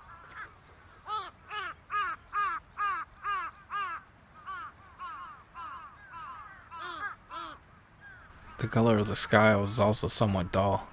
Its previously bright tint seemed to be fading. If you went to a park, you'd be able to see the vibrant autumn leaves sprouting from the trees. Maybe they were sucking the color from the sky. As I looked up toward that sky, I jammed my toothbrush into my mouth. The nice thing about my base was that I had no eyes on me. I could do anything I wanted on the roof without fear of other people's scrutiny. It was also fairly spacious, giving it a nice open feel. My sink was located outside my container, which allowed me to brush my teeth outside when the weather was nice. It was pretty inconvenient when it rained, though. As I rubbed my sleepy eyes, I moved my toothbrush around my mouth and thought back to what happened the day prior.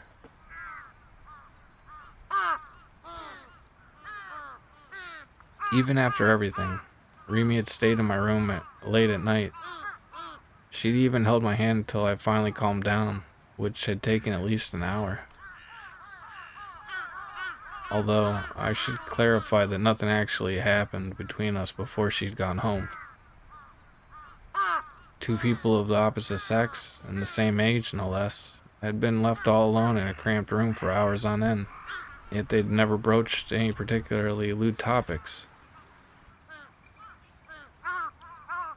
If I had the skills to carry out conversations like that, I would have gained normie status a long time ago. Jesus Christ, why was I like this? The part of me that wanted this bullshit sexual gratification made me want to puke. Remy was gently trying to help me, and it was as a friend, nothing more.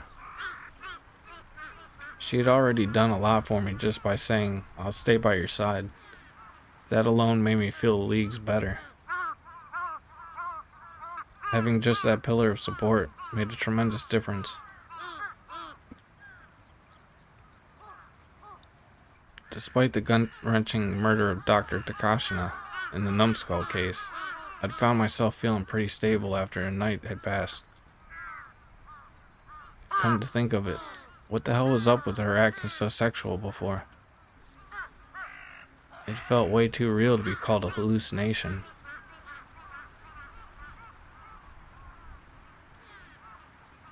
No matter how much I tried to convince myself otherwise, I just couldn't get over how sexy it was. It wasn't like I'd stared at them or anything, but I could definitely say that I'd seen the folds of her panties. As a self-proclaimed panty expert, albeit only for figures, I knew how realistic those folds had been. They had a level of detail you wouldn't see in a Delusion. Yeah, it's getting harder to tell his delusions from reality, I guess. Okay, you know what? Who cares about dumb shit like that? Just forget it. The power to project delusions onto reality. Did such a thing really exist? Was I being targeted by Shogun because I had the power to do so?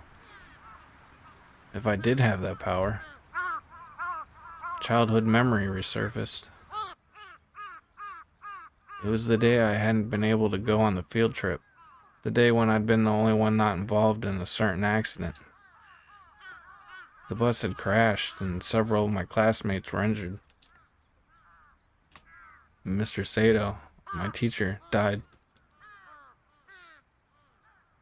I remember images of those things appearing vividly in my mind back then. I'd seen them clear as day. Had it really been just foreknowledge? What if What if those images hadn't just been foreknowledge? What if they had been a delusion of mine? What if I'd projected that delusion onto reality? My body threatened to start trembling, so I wrapped my arms around myself in an attempt to counter it. だとしたら僕は If that's really true, then I'd be a murderer. おはよ Hello there. Rimu was standing there. Despite how early in the morning it was, he was just as cheerful and energetic as ever. The moment I saw her smile, the trembling I'd been able to fight suddenly ceased. That was odd. I used to get extremely uncomfortable whenever the 30 girls were around me, but for some reason, I felt at ease now that Remy was here. う。迎えに来たよ。 I'm here to pick you up. なんでポッカーンってしてるの？ Why's your mouth hanging open like that? You're gonna catch flies. Oh, I understood now. According to the minimum attendance chart, I had to go to school today. I probably told Remy that yesterday. 迎えに来てあげるって言ったよね。 Did you forget I was coming? Yeah, it had to be that. Because of Shogun, I'd been too afraid to go out on my own. And that was when Remy told me I'd stay by your side. I'll stay by your side. She was keeping that promise. まさか本当に来るとは思わなかったとか？ Did you think I wouldn't actually come or something? ビシッ。 Bishi? 残念でした。こう見えても私尽くすタイプなんだ。 Well, sorry to disappoint, but you can't get rid of me that easily. I keep my promises. Remy winked mischievously at me. What eroge was this? I couldn't believe a girl from my class had come to pick me up. It was a scenario I would have never expected to ever happen in real life. If she wanted to make it genuinely top tier, she should have just barged into my room and woken me up. That would have insta-killed me. While I cooked up idiotic delusions like that, Remy looked up at the sky. That distant look of hers again. 冬の空が色あせたように見えるのは The winter sky looks so lifeless. どうしてだと思う？ Why do you think that is? Well, the sun's light is composed of 7 colors, the well-known colors of the rainbow. For those 7 colors to reach the human eye, they first have to pass through the Earth's atmosphere. When that happens, a phenomenon called scattering occurs. To put it simply, when light collides with the particles in the atmosphere, it gets refracted into several random directions. Since it gets refracted in random directions, it results in light traveling around a lot, and that's what makes it easily observable for people. The colors that scatter the most are purple and blue. That's why the sky is blue. I was so smart, I impressed even myself sometimes. However, while my answer was based on scientific fact, Remy's came from emotions and romanticism. きっと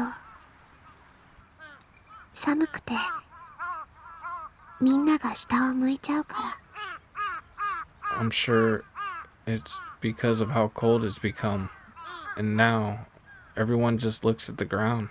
青を望む人の数が減っちゃうの。 It feels like fewer people wish to see that blue than ever. I felt like Remy had already said something like that before, but when exactly? だから寒くても上を向いて歩こ So, even when it's cold as can be, let's hold our heads up high and march onward.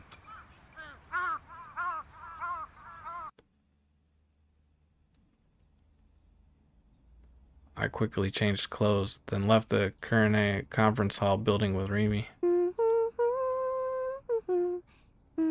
Going to school together, for all intents and purposes, this was some normie shit. Shogun and Yu had terrified me so much, I honestly wanted them to. And I really meant that. Fucking kiss, both of you.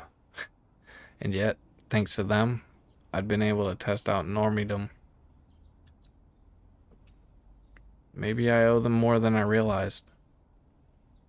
I attempted to force myself to change how I felt about them, but Dr. Takashina's face resurfaced in my mind, and my good mood was instantly blown away. My doctor had been killed, and it could very well have been because of me.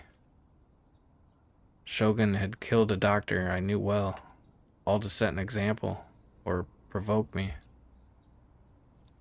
I was hit with a wave of pure anxiety and dread. I began to gradually fall behind Rimi. Looking at her diagonally now, I glanced at the back of her head. What kind of expression could she be making? She was humming. She was humming the song from the Phantasm CD I'd lent her the day prior. Her footsteps were light and bouncy. We weren't even talking, so why was she so happy? Seeing her like that, it helped alleviate my anxiety, if only a little bit. But it was probably time to be honest with myself. Why was Rimi being so nice to me? Maybe the reason lay within the memories I had with her. Memories that were lost to me.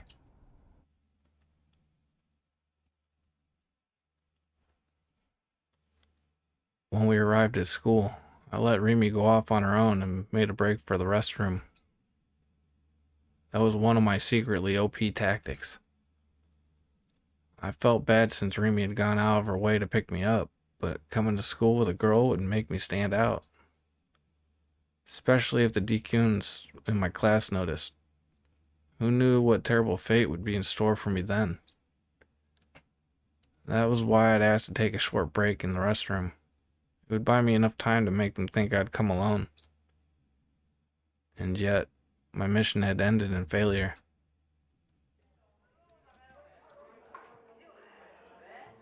Putting a nonchalant look on my face, I left the restroom and headed toward the classroom at the end of the hallway, keeping my head down all the way. As I made my way there, I spotted Ayase walking toward me. The moment our eyes met, Ayase's lips twisted into a thin smile.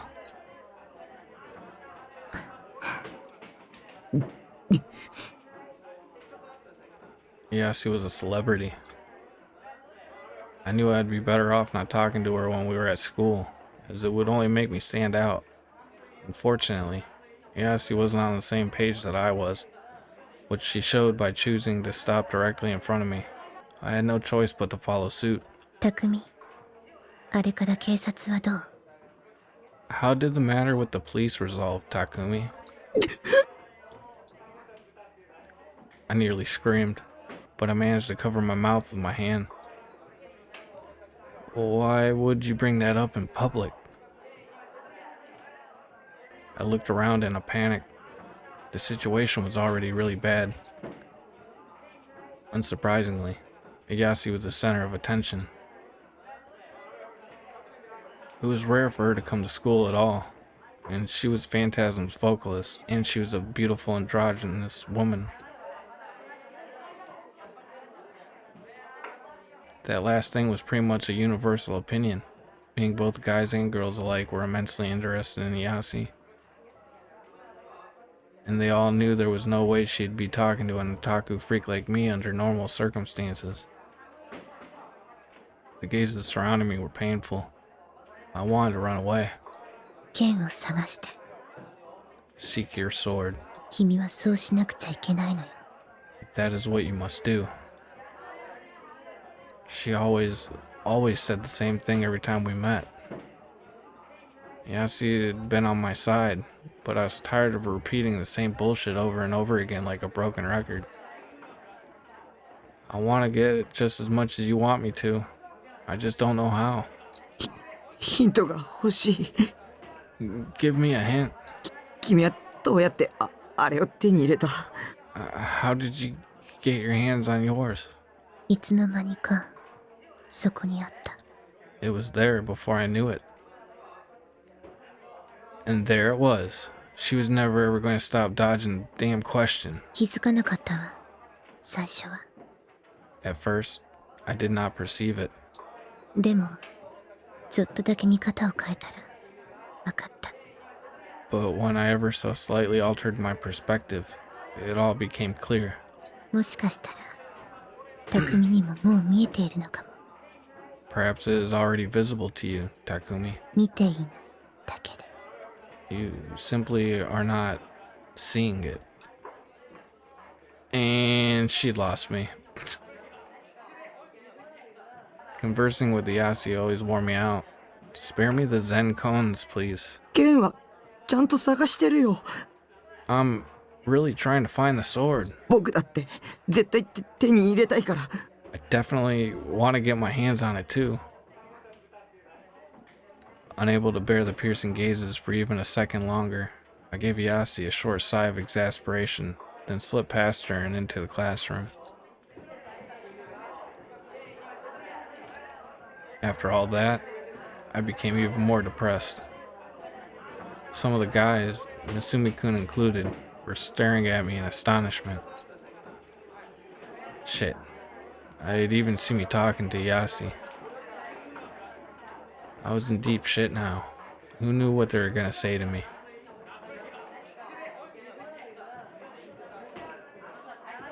I could deal with it if they just made fun of me a bit, but I was worried that they'd go one step further and pick an actual fight with me, just because I'd dared to talk to Yasi. I really didn't need a demo of a high school gang activity.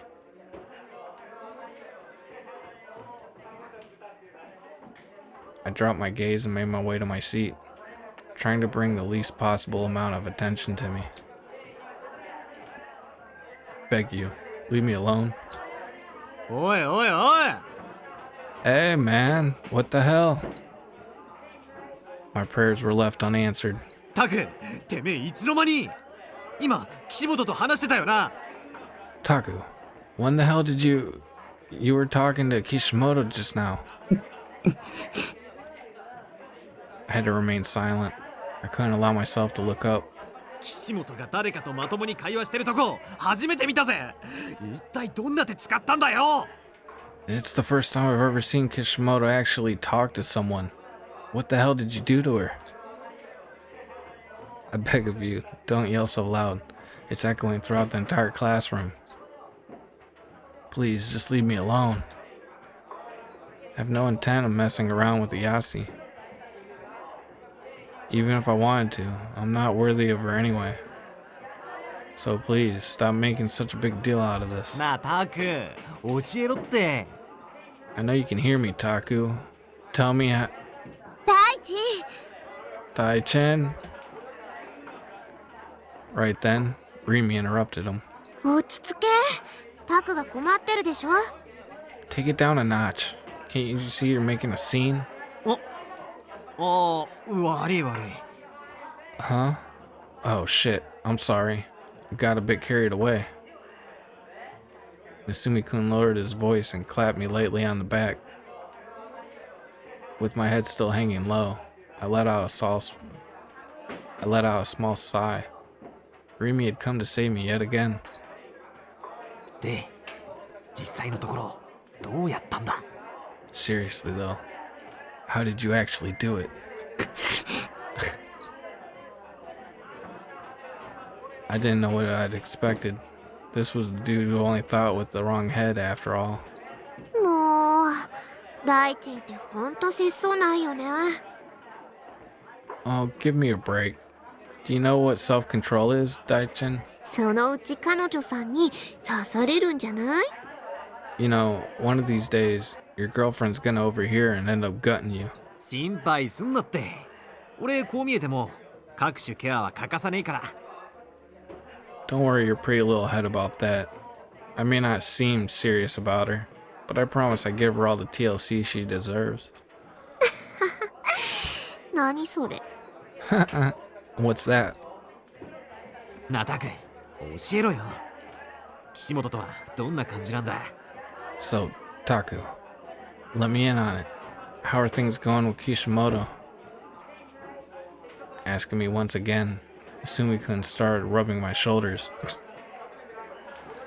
While I was reluctant about it, I timidly looked up.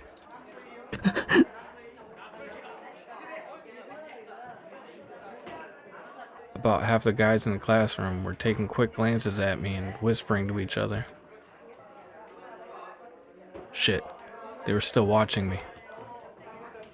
Don't look at me. Chills ran over the nape of my neck. If you were caught in a DQ's line of sight, you were finished. They'd never let you hear the end of it. All that waited was just pure, unending hell. What should I do? Run away? Should I just skip classes and go home? I couldn't do that alone. The mere thought of running into either Shogun or Yua left my legs paralyzed. Should I ask Rimi to go back home with me? She'd said before that she kept her promises, which meant she'd stay by my side at all times. So if she really had been telling the truth before, surely she'd skip class with me. Regardless, I needed to get out of the classroom as soon as possible. Suddenly, a really loud sound came from the entrance. Everyone immediately turned their gazes toward it, trying to figure out what was going on.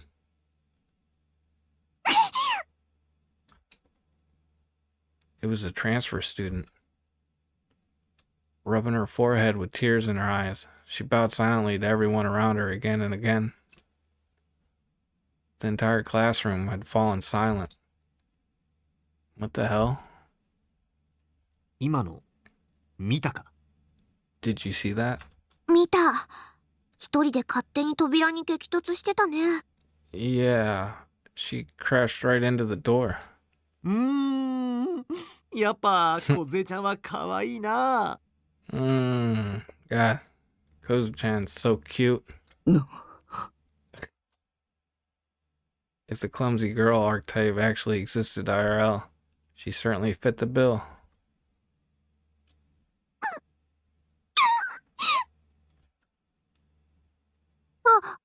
また泣いた。 Oh no, she's crying.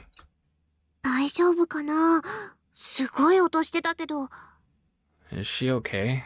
That was really, really loud. With worry in her voice, Rimi ran up to the transfer student before anyone else could. She just couldn't help herself from getting involved. What a meddler. But I guess she was just that kind. うお、リミに先越された。待て待て、梢ちゃんを解放するのは俺だ。 Shit, she beat me to it. Hey, wait, I'm supposed to take care of her.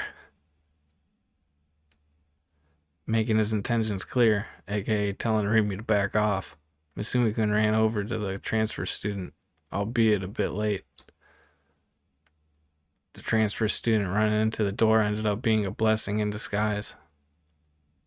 The guys that had been staring at me up until then now shifted their attention toward her. GJ, transfer student, good job. I'd have to thank her later.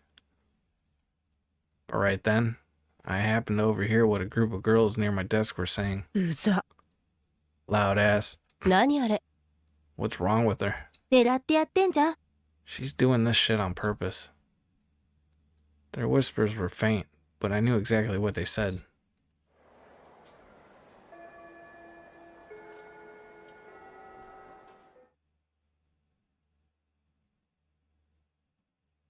視界にはデッドスポットと呼ばれる通常は使用されることのないいくつかの神経チャネルが存在することをご存知ですか？ Gentlemen, I stand before you today to tell you of the boundless potential that exists within man's field of vision. The brain's visual centers house many nerve channels that ordinarily go unused, So I ask you all, are you familiar with dead spots? それが第二世代と何か関係があるのかね？ Does this relate in any way to the second generation? そういうことになります。 It very much does. 簡単な実験をしてみましょう。 Allow me to show you a simple experiment. これをご覧ください。 Please take a look. 子供騙しを聞いている暇はないぞ。 I haven't time for your child's play. 重要なことですよ。 I assure you it's quite relevant. この図には左側にドット、右側にリングがあります。 In this figure, the left side displays a dot, whereas the right side displays a ring. では、左目を手で覆って見えないようにしてください。 Now, please cover your left eye so you cannot see through it. そのまま右目だけで図の左側にあるドットを見つめてください。 Then, using only your right eye, please gaze at the dot on the left side. いかがですか？ドットを見つめる目の端の方にリングも存在しますか？ What do you see? Despite staring at the dot, you're still able to perceive the ring at the edge of your vision. いくらドットだけを見つめていても、隣にあるリングがついでに見えているのは当然だと思うがな。 No matter how much you stare at the dot, it is only natural for you to still be able to observe the ring adjacent to it. では先生、ドットだけを見つめたままモニターに顔を近づけていってみてください。隣のリングはどうなりますか？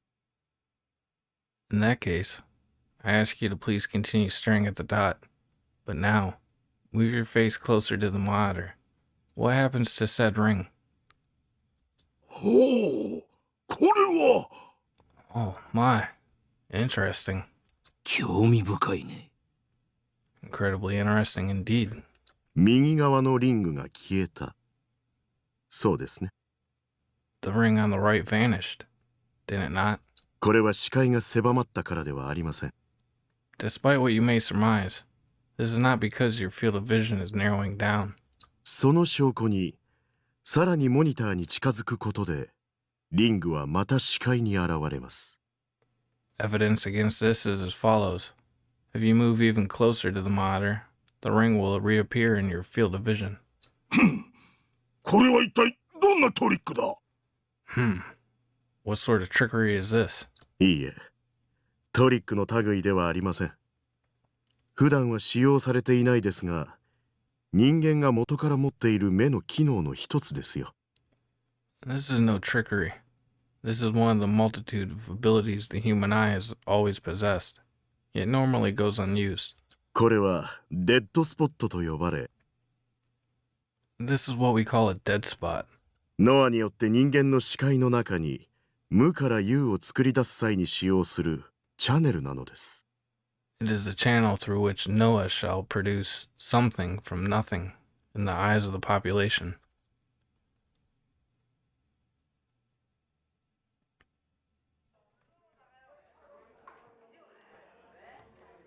After class is finished, I found myself standing still at the school entrance.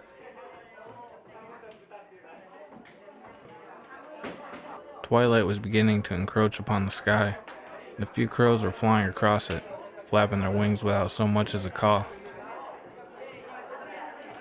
I was waiting for Remy. It was her turn to clean the classroom, so she was taking longer than usual. We hadn't promised to go home together today, but I was sure we would. So, waiting for that to happen, I'd been standing there for over 15 minutes. I had no idea how the day would go this morning, but I'd managed to make it through with fairly little trouble. Misumi-kun was so desperate to talk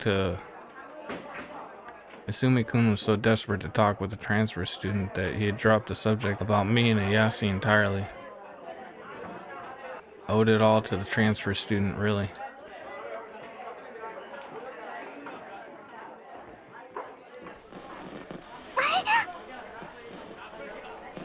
Speak of the devil, there she was, passing right next to me.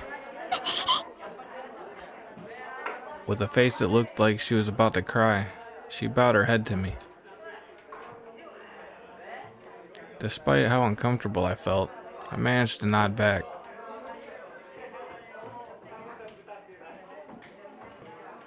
I watched as she attempted to leave through the school gate, tripping over herself along the way. And we'll go positive. Once again, I thought about how small she was. She fit the archetype to a T. On top of that, she was a clumsy girl too. I didn't know her very well, but her perfect blend of personalities made me want to shout from the rooftops. She was loaded with Mo traits. And yet, she didn't seem very popular with the other girls. What people valued in others really did differ between 2D and 3D, huh?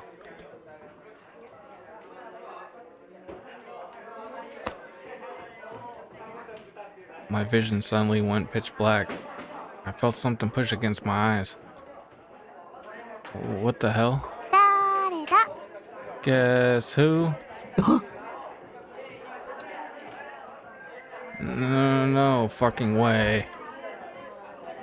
Could this be the legendary Guess Who game?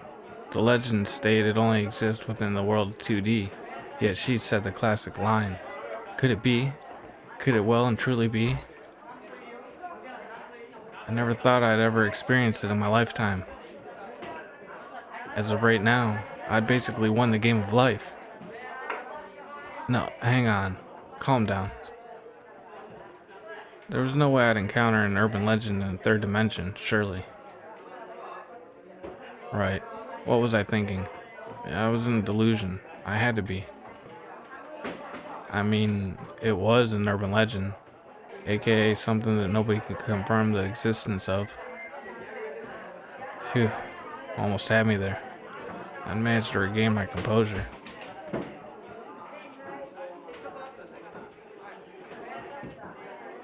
If this was a delusion, I wanted to get back to reality ASAP. That way, I could just get it over with. Kind of like jumping into a lake or something. That way, it'd hurt less. On the other hand, why don't I just indulge myself in this blissful fantasy for a little while? I'm sure Rimi won't mind. ヒントはね、名前に「り」がつく I'll give you a hint. It starts with Re. Yeah, it was pretty obvious even without the hint. I could tell the moment she'd open her mouth. After all, I was trained in the art of working out the voice actor just by hearing an anime character talk. That said, I wasn't a voice actor or otaku or anything like that. This was just a natural stage of progression for anyone who watched anime.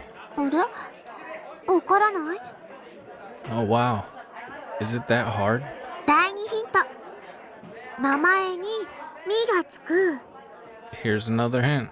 It ends with me. You just gave away the answer. What a complete dunce. Then again, oh, Rimi, you're so cute, Rimi.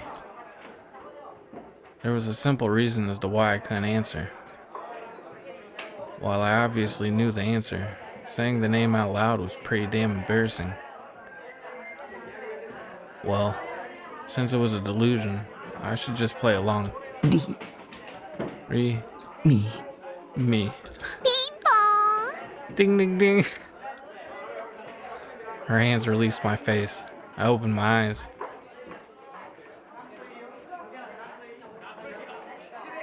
I turned around, and to no surprise, found Rimi standing there.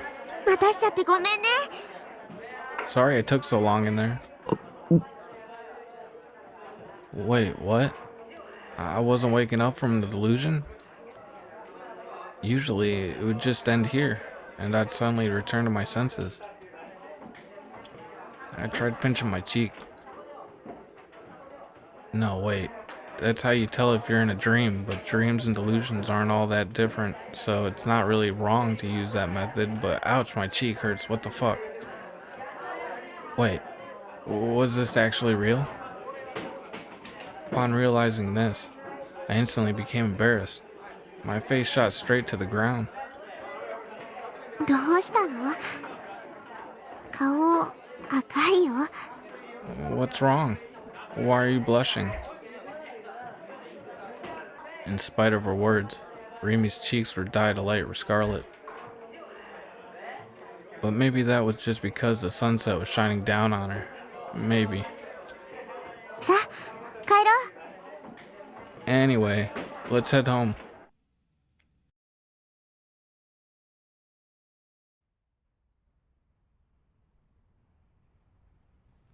Sume Academy was in the high-end residential area at Shoto.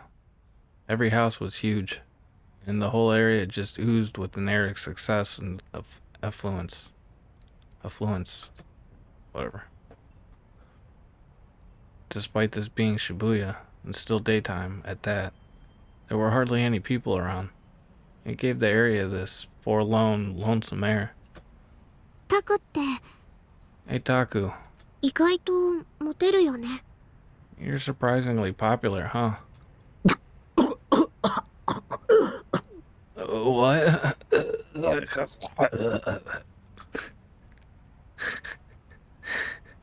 I nearly died just then. What the hell is she talking about? あれ？自覚ない？ Did you not realize that? With a chuckle, Rimi shot her index finger toward the tip of my nose. Don't point at people. It's rude, damn it. だってこの前はメガネかけた3年生の綺麗な人と一緒だったし。 I mean, you were with that pretty third-year girl just the other day. And the one with the glasses. あれは Well, うん、昨日聞いた。タクに意地悪する人だよね。 I know. You already told me yesterday. It's not anything nice. She's just been picking on you. If you knew that, then why are you... で、今日はあのフェスと話してた。 But it's not just her. Today, you were talking with the Fess herself. あと折原さん。転校してきた朝に真っ先にタクに声をかけてたよね。 Next up was Orihara-san. On the very morning she transferred, the first thing she did was talk to you. さらに今こうして私と一緒に帰ってる。 And after that, after all that, you now find yourself heading home with me. ほら、モテモテだ。 See? You really are a popular guy. Actually, I had been thinking about that recently. Has my life as a normie begun? Are my popular times finally here? Stuff like that. Something that would have been absolutely unthinkable for me a month ago. Back then, I'd never had the chance to even talk to 3D girls, excluding Nanami. I always boasted about not being into 3D girls, but that was just to make myself look cool and different. So Rimi was definitely onto something. Why had my encounters with girls increased with such frequency lately? It all kicked off after that chat with Shogun. A scary thought suddenly crossed my mind. What if every single event in this past month had all been a delusion? What if I'd just been having a really, really long dream? Considering how insane everything was, I didn't think I'd be all that surprised if everything went right back to normal tomorrow. Or maybe the person controlling me had swapped out with someone else. Maybe the previous one was just happy watching me go through the motions, but the new one preferred to interact with other characters, or something like that. Either way, the past month didn't feel entirely real to me. Way too many things have been happening. っていうか、私今日初めて知ったんだけど、フェスって同じ学校だったんだね。 Oh, right. I just found out about it today. I can't believe Fess is in the same school as us. しかも同学年の隣のクラス。 And she's in the same year as us, too. The class next door, even. Rimi's voice was overflowing with excitement. I guess Remy was quite the trend chaser. 昨日タクから CD 借りたばっかりだからすごくびっくりしちゃった。 I only just borrowed that CD from you yesterday, so it's even crazier. それにすごく可愛い子だし。 Not to mention she's really cute, too. Remy circled around in front of me. While still facing me, she began to walk backward. Her voice got all quiet, and then she asked me a question timidly. 何話してたの？ So, what were you two talking about? 今朝フェス岸本さんと。 I mean, this morning. You and Fess, or Kishimoto-san. 聞かせてほしいな。 I really want to know. 私には聞く権利なんてないかもって思うけど。でも I know it's not really my place to ask, but 岸本さんと話してた時のタク、すごく思い詰めた様子だったから、なんだか心配で。 when you were talking with Kishimoto-san, you seemed really troubled about something. Ever since then, I've been kind of worried about you. She seemed completely through me. I guess it wouldn't be a bad idea to tell her everything. It wasn't like I had other people to talk to it about. Plus, agonizing over it on my own had gotten pretty exhausting. I'd appreciate another perspective. Not from someone who's spoken nothing but vague, ambitious bullshit like Ayase and Sena, but from someone that would give actual, concrete answers to my concerns. But when we talked yesterday, she hadn't believed me at all. 話してたのは We were talking about 剣のこと。 the sword thing. 剣って昨日タクが言ってたやつ？ The sword thing? You mean what we talked about yesterday? I nodded. 綾瀬は持ってるんだ。 Ayase has one. 何を？ Has one what? 本物を。 A real one. I wasn't completely sure, but I thought I heard Remy taking in a large breath. She staggered with her eyes open wide, and then, after taking a few steps back, 嘘だ。 "There's no way," she shouted with a clearly skeptical voice. だってあれおもちゃでしょ？ I mean, that was a toy, right? だから僕のはおもちゃだけど、彼女のは本物で。 Yeah, mine was a toy, but hers is the real deal. ライブ行けば見られ。 If you go to her concerts, you'll see. I quickly realized what I was saying and cut myself off. Would she even be able to see it? I mean, yes, he had mentioned that only people with powers could see the T-swords.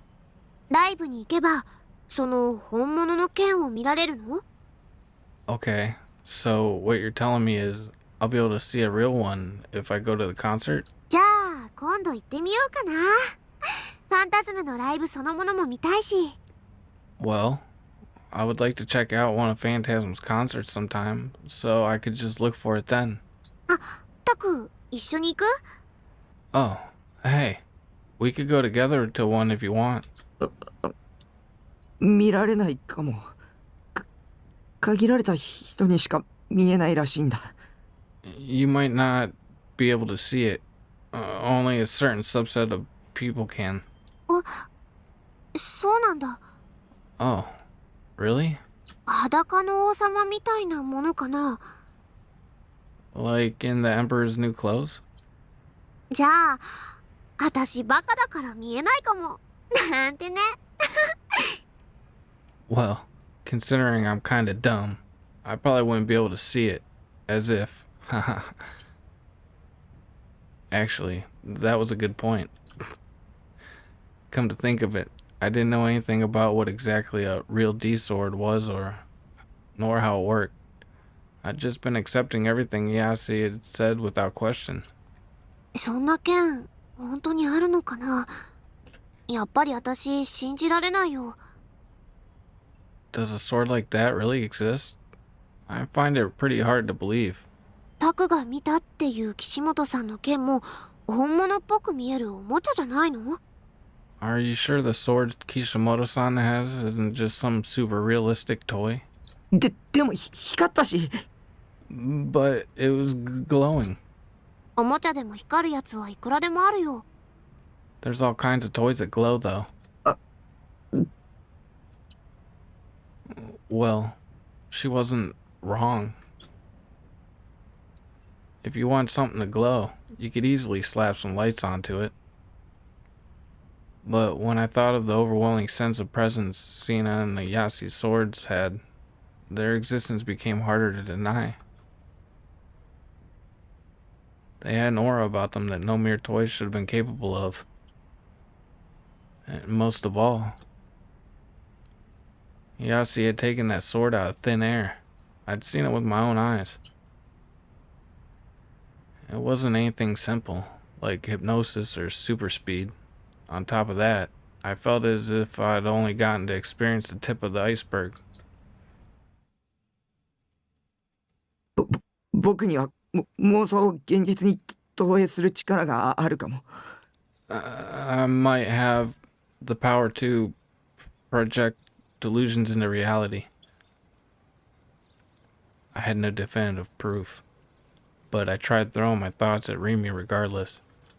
だから将軍に、狙われてる気がする。 So that could be why Shogun is targeting me. That was the only possible reason he'd be targeting me. There's nobody more harmless than I was. Otakus were fundamentally harmless beings. We did shut ourselves away in our own little worlds after all. If we had time to bother denizens of the third dimension, we'd rather spend that in our heads, flirting with adorable Mo characters. 昨日調べてた特許のこと？ Is this about that patent you were looking into yesterday? タクはあんな装置持ってるの？ Do you have any equipment like that, Taku? I shook my head. そうじゃなくて、 Nothing like that. 装置とかなくても力使えるかも。 I don't have equipment, but I have the power to do it, maybe. タクからかってるんでしょ？ Taku, you're just messing with me, right? あ、わかった。何かの漫画かアニメが元ネタ？ Oh, I get it now. Is this all from some manga or anime or something?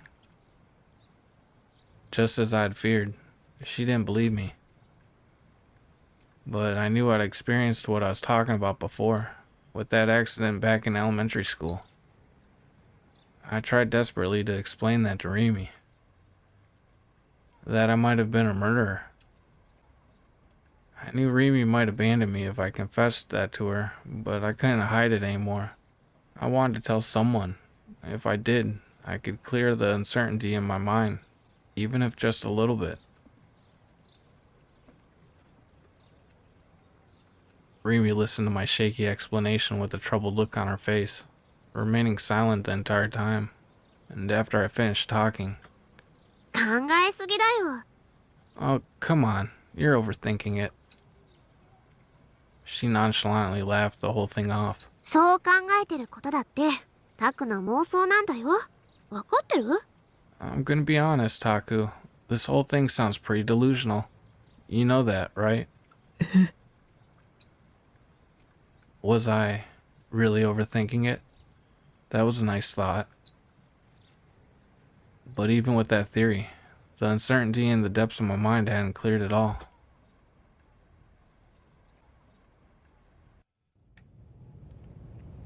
The smell of dust wafted through an office. An office situated on the second floor of a somewhat old building. Sunlight streamed in through the window covering the back wall, turning the fluttering dust into that of a thin, powdery snow.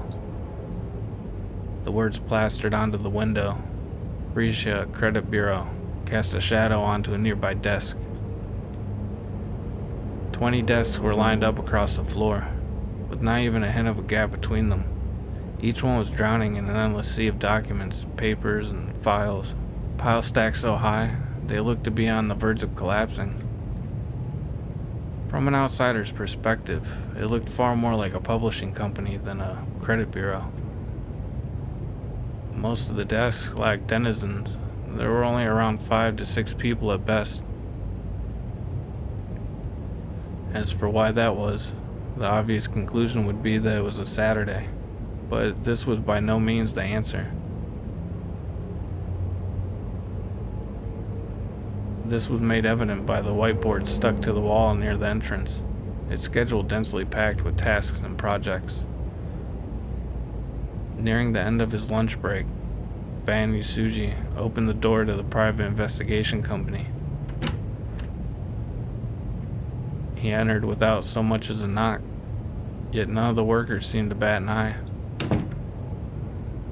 Continuing to act as if he belonged there, Ban gave a quick, "How's it going?" and headed toward the desk at the back of the room.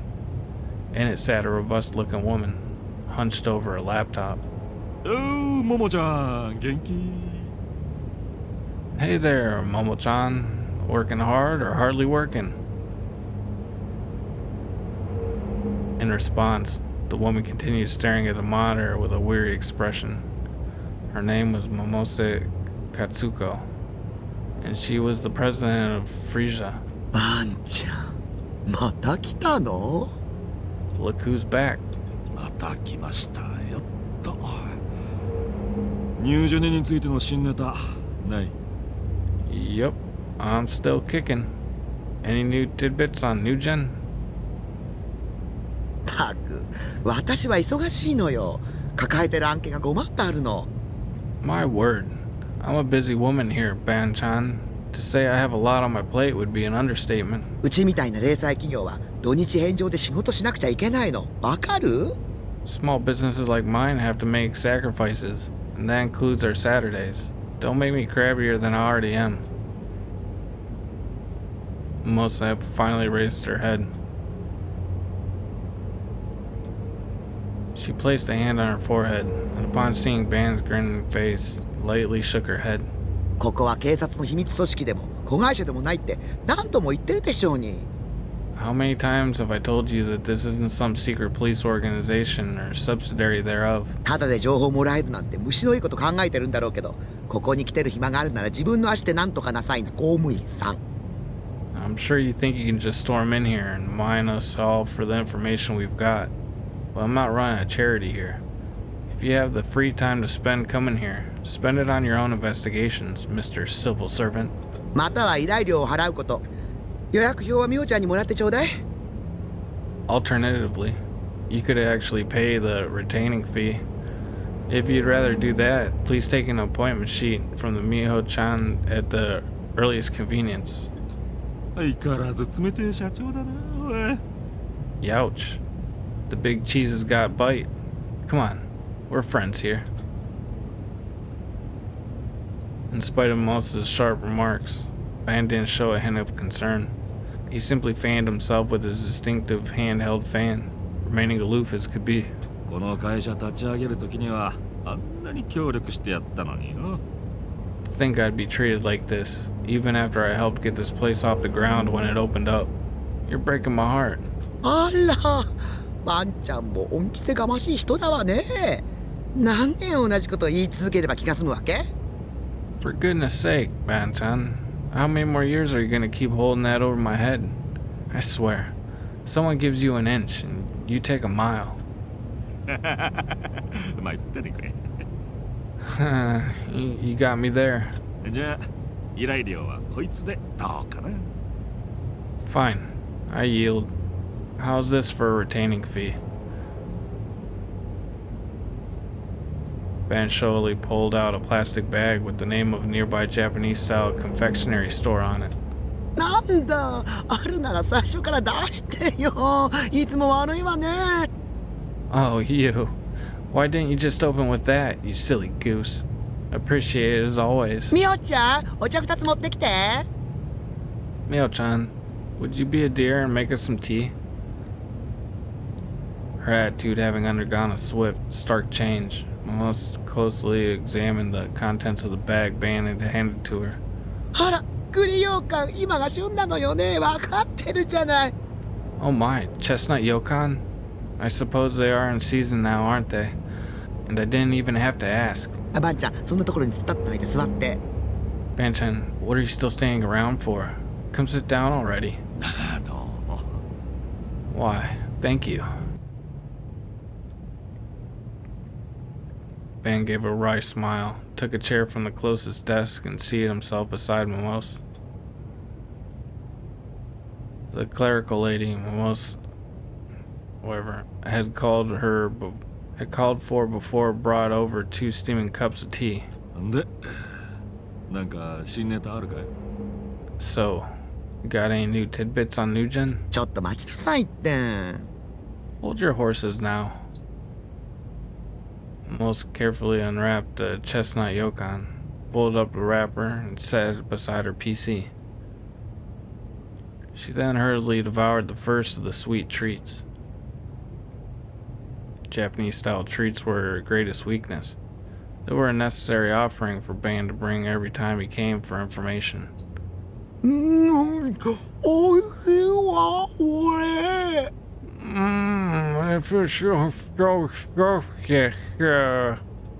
人に言えた義理じゃないけどよ。ちったダイエットしたらどうだい？ I might not be one to talk here, but have you thought about slimming down recently? There's a whole bunch of diets out there. でないといつまで経っても結婚できないぜ。 Otherwise, you might never find yourself a husband before you shrivel up completely. 本当に人に言えた義理じゃないわね。You're right. You're not one to talk. 私はもうとっくに今期は逃したわよ。 Besides, I'm long past the age where I'd still be on the market. With a shrug of her shoulders, Momos took a sip from her tea, then turned to face Ban. また新しいニュージェネ事件起きたわね。こんなところでサボってていいの？ You realize another Nugent case happened, right? Should you really be skipping out on work now? そっちの調査は俺以外の全員が真剣に取り組んでるさ。 All the other things are already breaking their backs investigating it. 俺は別のアプローチから真実に迫ってやるってね。 I think it said all the others something, not other things.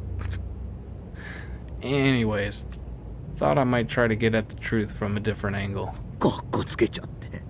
似合わないわよ。 Oh, please. I'd suggest you stop trying to act so suave. It really doesn't suit you. Knowing himself to be quite sensitive to hot drinks, Ban showed no hint of reaching for his cup. He simply continued to fan his face, in spite of the already chilly air. It was something of a habit of his. 警察は G レートの線追ってるの？ Are the police looking into the GE rate? Oh no, here we go with the GE rate again. そうそう、G レートね。ありゃすごいな。ももちゃんの話の通りだったぜ。 Oh, right. The GE rate. Now that one really threw me for a loop. It was exactly like you said, Momo-chan. 私が嘘の情報を渡すわけないでしょうに。これでおまんま食べてるんだから。 Of course it was. I'd never dream of handing over false info. Information is how I keep food on my table, after all. それで？ So, are you looking into it? まあ、勝手に調べてるよ。 Well, I certainly am. I'm taking the initiative to do it myself. 勝手に。 The... ちょっとばんちゃん！ Banchan, you wouldn't dare. Mosa's voice carried well. Her personality was intrinsically energetic, lending her voice quite a bit of volume.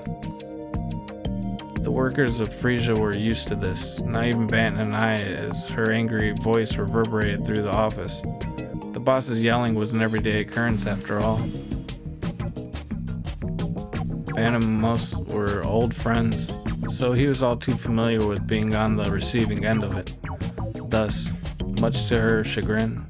Most of his wrath was only met with him lazily picking at his ear. Before she said anything else, Most quickly lowered her voice, for this was a topic she did not want met with prying ears.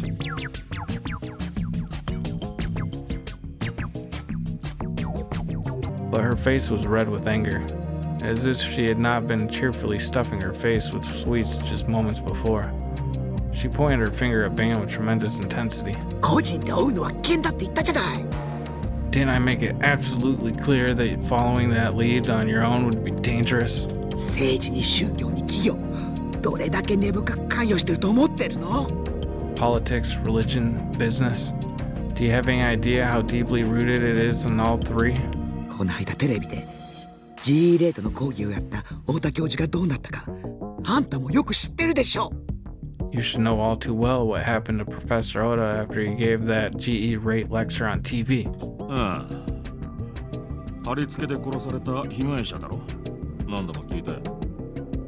Yeah, he was killed in the crucifixion. This isn't the first time you've told me. 何度でも言ってやるわ。言ってやりますとも。 And it won't be the last either. I'll keep saying it until you get through your thick skull of yours. あんたはいつも私の忠告を無視するんだから。 You always ignore my warnings. それでいつも尻拭いさせられるのは私なんてたまったもんじゃないわ。 And I'm always the one to clean up your mess. I'm fed up with it. まあまあ、そうかなって。茶でも飲んで落ち着いたら。 Simmer down now. That tea's getting cold. Why not have a sip and cool off along with it? Ignoring both Ban and her tea, Mimosa tossed the second chestnut yokon into her mouth in a huff. 大丈夫だって。一応諏訪と一緒に動いてるんで。 This really isn't something to get all worked up about. Besides, Sue is helping me out, to an extent. 今はまだ G レートやら何やらってのは突飛すぎて上を説得できねえなよ。 As things are, convincing the head honchos up top about something as outlandish as GE rates ain't easy. スワちゃんは確かに有能だし、しっかりしているけど、無理させたら承知しないわよ。 I acknowledge that Suichin's both capable and reliable, but so help me, if you overwork the poor boy. ももちゃんはいつから諏訪の保護者になったんだ？ Since when were you looking out for him? Testing out what it's like to be a mother hen? バンちゃんの無謀な行動に未来ある若者が巻き込まれるのはかわいそうでしょうに。 No. I just can't have you getting him all wrapped up in your mad schemes, Band-chan. He's got a bright future ahead of him, and I won't let you squander that. そうか。 Alright, fair enough. With a shrug of resignation, Ban took a testing sip of his tea, only to immediately grimace. It was still too hot. しかし、バイオリズムが人を殺す凶器になるなんてこと、本当にありえるのかね？ Be honest with me. Though, is it really possible for biorhythms to make people go insane? To drive them to murder? 前に説明したでしょうに。 I've already explained this all to you. 実はいまいち理解しきれてねえんだわ。Actually, I can't claim to fully understand it myself. それってももちゃんお得意の電磁波と関係してるのかい？ Does it have something to do with your specialty EM waves? Most let out a sigh, then, in contrast to Bane, composedly sipped at her tea. 満月の夜の事件簿はよく知ってるでしょ。 You're familiar with how nights with a full moon often have more cases occur on them, yes? まあな。 Somewhat. A vast influx of incidents and accidents would always occur on the night of a full moon. This was no urban legend either. One need only glance at Tokyo Metropolitan Police statistical records. その満月以上の力でバイオリズムカーブが上昇したらどうなると思う？ And what do you think would happen if the biorhythm curve increased by a power greater than a full moon? 興奮するってことだろ？ More stimulation, yeah? それだけ？ That's all? 渋谷は特殊な街なのよ。言ったでしょ。Shibuya is a special city. I mentioned that, yes. GE レートが高ければバイオリズムカーブは上昇する。 When the GE rate gets high, the biorhythm curve increases. しかもその上昇値は満月の夜に影響する数値のおよそ6800倍。 What's more, the increase far exceeds the effects of a full moon night. To be precise, it's approximately 6,800 times more intense. なんと想像しにくい数字だな。 6,800. That number ain't all that easy to 比 visualize. べ物にならないくらいすごいって考えとけばいいわ。 It's in a completely different ballpark. Think of it like that. しかし、なんで今なんだい？ So, why is it happening now? 殺された太田教授が言っていたのは GE レートが半年前から急に増加しているせいってことね。 I imagine it's because of what Professor Oda had said before he was killed. How the GE rate has been rapidly increasing over the past half a year. 地層の構造に大きな変化が起きない限りそんなことはありえないそうだけど。 Though that should be impossible. As long as there aren't any massive changes in the Earth's strata, that is. 変化ね。 Changes, like...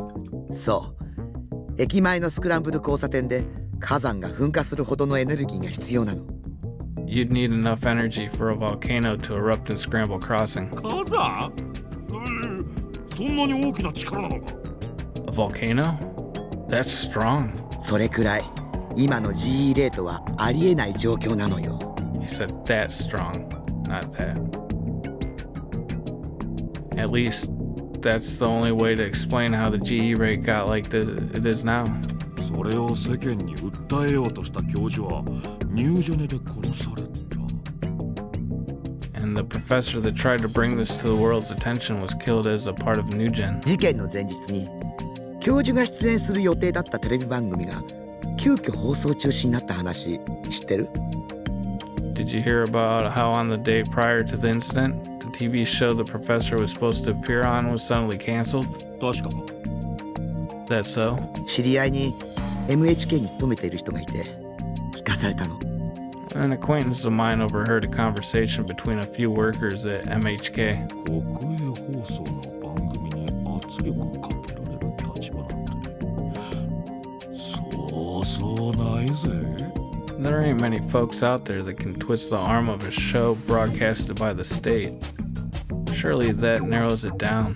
私も詳細についてはわからないわ。知ってたらとっくに告発してるだろうし。 I don't know. I'm not familiar with the details. If I was, I would have gone after whoever was behind it a long time ago. Van leaned forward, intrigued. 俺でも大体予想はつくさ。この際、はっきり言っちゃってよ。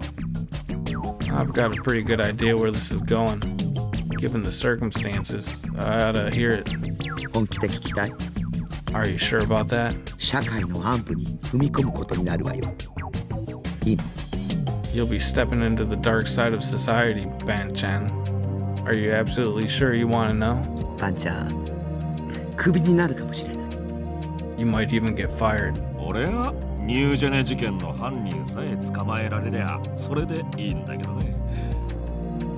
As long as I can catch the culprit behind these New Gen cases, I don't really care where I end up. まあ、どうするかは答えを聞いてから考えるな。 Well, I'll think about what to do after I hear you out. Sipping her tea, Mimosa tapped away at her laptop keyboard with her free hand. Displayed on the screen was a single document. It contained a list of information Mimosa had personally looked into. 明和党。 The Meiwa Party. ももちゃん、勘弁してくれ。俺はてっきり野党の名前が出てくると思ってたんだがな。よりによって。 Momo-chan, you've got to be kidding me here. See, I would have expected you to name off the opposition party of all things, but Meiwa? Ben groaned in utter exasperation.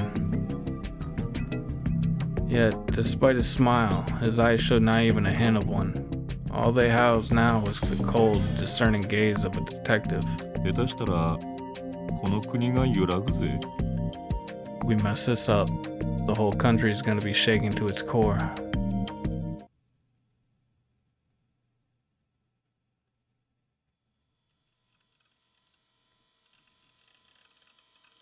Since it was the weekend, I'd been unable to get Remy to come over, so I was forced to spend the 2 very anxious days all by myself. I had Remy pick up some groceries on Friday so I could survive the weekend without leaving my base. Well, I'd come very close to sending her a text asking her to come over multiple times. But in the end, I hadn't said anything. The only thing that gave me a break from my anxiety was the half hour I'd spent watching the latest episode of Bloodtoon. Even in extreme circumstances such as this one, I still had to make sure to stay up to date on Bloodtoon. Remy was my sole source of comfort in the 3rd dimension, but when it came to the 2nd one, Bloodtoon was the one that fulfilled that role. Well, to be more specific, Sierra Tan was.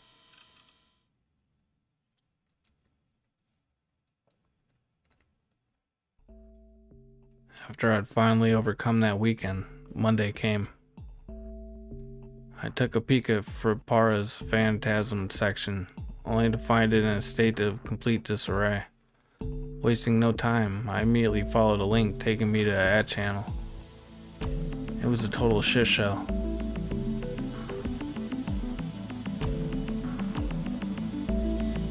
1. Fessa Phantasm's real name's Kishimoto. When she was younger, she was hospitalized for mental illness reasons. The name of the hospital was AHM. Phantasm is over. 2. Cool story, bro. Too bad it's total BS. 3 to 1. It's deets, please. 4. Whose eyes are those eyes? LOL. 5. Who the fuck is Fess? 6. 1. You serious? 7. LOL. AHM is only meant for patients with severe mental disorders, FYI. 8. Fuck's sake, more haters? What a poor attempt at bait. If you're gonna bother making a thread like this, at least include a source. Fail. 9. This is such bullshit. Fess has never been in that dumbass hospital.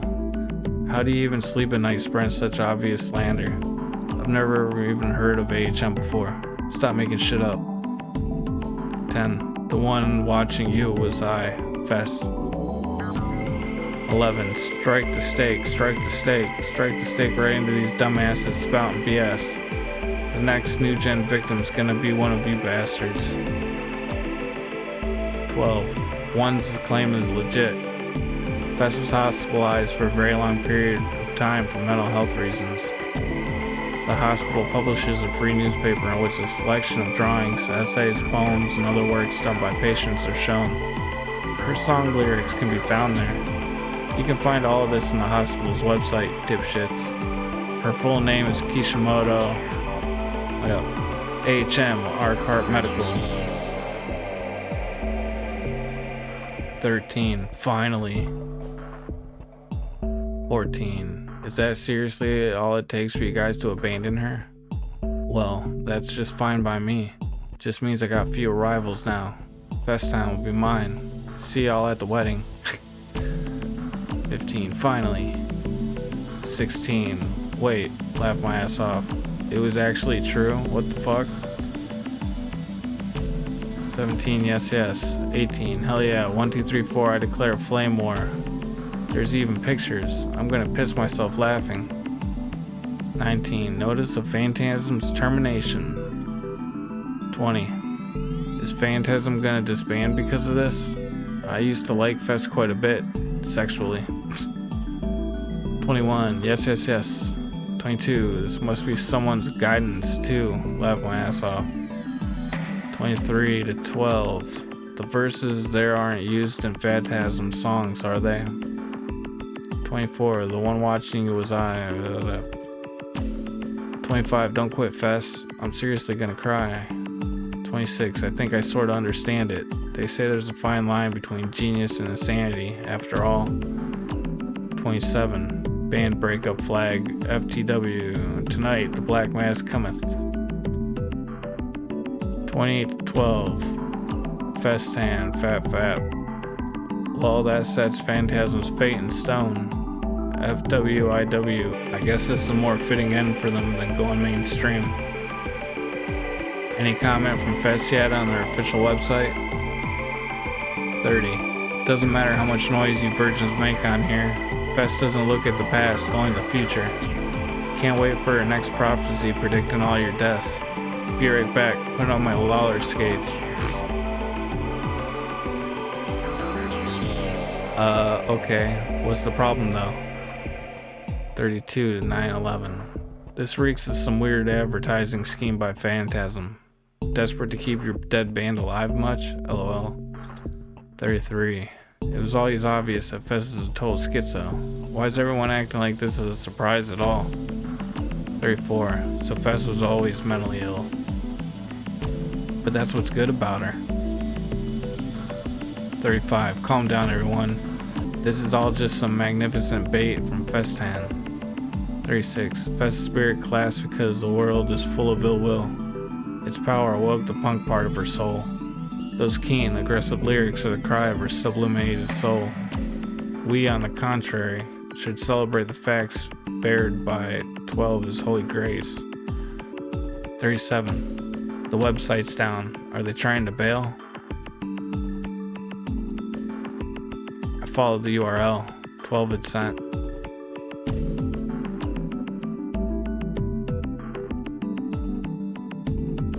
Apparently, Arkhart Medical was an old-school psychiatric facility that only treated severe cases of mental illness. Or at least, that was what the website said.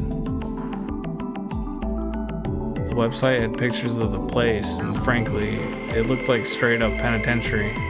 There were iron bars on every single window. I wasn't even sure if it was still open or not. The homepage hadn't been updated for 4 years or so.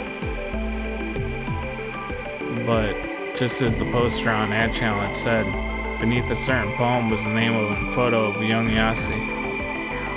綾瀬が精神病。 Yasi was mentally ill.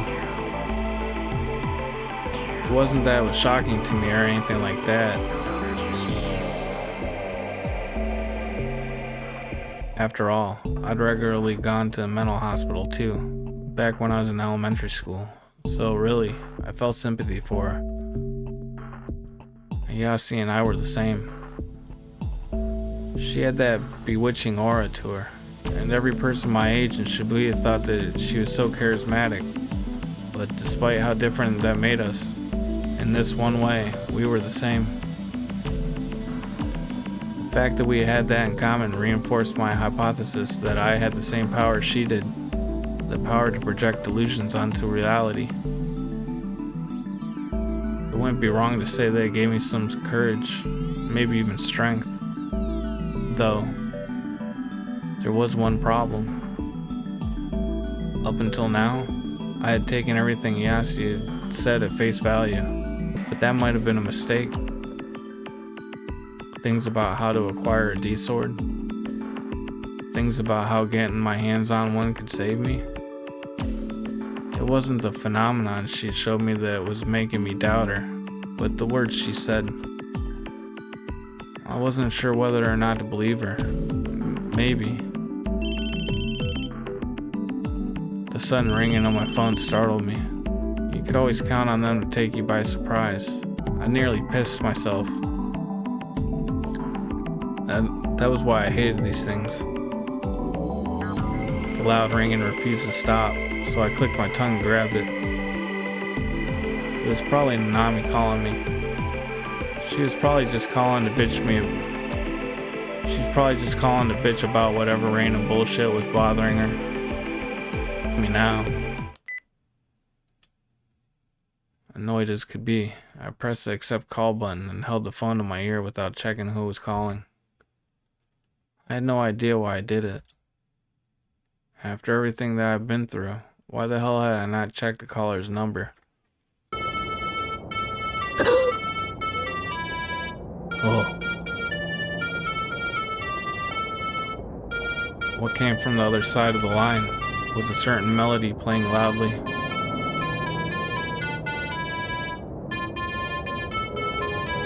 You may pass. I frantically checked the number on the display. Shit. I knew I should have checked it. It was them. But how? It said it wasn't in use anymore. When I had Nanami call the number to check, that one notice played. Maybe the prankster reactivated it. どうしよう。 What do I do? Panicking, I turned toward the center of my room. Surely Rimi would be there, ready to give me some advice. But she obviously wasn't. Of course she wasn't. Rimi was at school right now, in the middle of class. I told her in advance that I wouldn't go to school today, so she hadn't come to pick me up. As I freaked out trying to figure out what the hell to do, You May Pass kept on playing from my phone.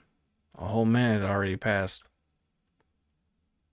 From the small amount I'd listened to earlier, I could tell there were other sounds mixed in with the song.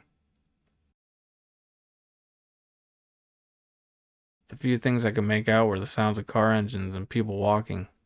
Whoever was calling me, they had to be outdoors. But who the hell was calling me? I could only think of one person that would pull a prank like that. Shogun.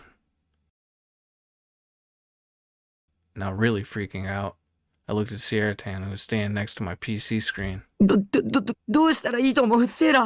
What should I do, Sarah? Sierra Tan smiled at me, just as she always did. 切っちゃえばいいさ。無視無視。 Why don't you just turn it off? Just ignore it, you silly Billy. そっか。そうだよね。その手があった。 Oh, you're right. I could do that. I should have done that from the beginning. Put my thumb on the button to end the call. But for some reason, before hanging up, I felt the undeniable urge to listen to You May Pass just one more time, just for a little bit longer. It felt strange, even to me. It creeped me out. There was no reason I should have hesitated even remotely, and yet, I, almost subconsciously, gripped my phone and brought it to my ear.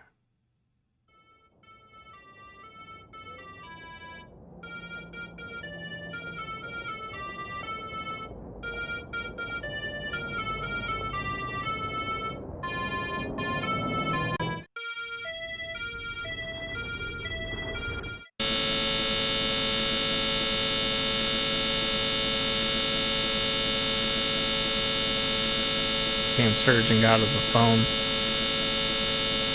Fierce pain. A violent, piercing, nearly ultrasonic noise. That sound shot throughout my entire body. It was as if the lightning had struck my head. My entire body was paralyzed. I screamed as loud as I could, yet I couldn't hear my own voice. Boiling. My brain. My heart. They boiled, they bubbled, they melted into mush. Pain crawled from deep within my body, tearing me apart. My consciousness liquefied and coursed through my veins, and when it finally arrived at my heart, it erupted in a resounding explosion, then vanished. Overwhelmed by these horrific sensations, I was unable to figure out what was going on. I could no longer even think.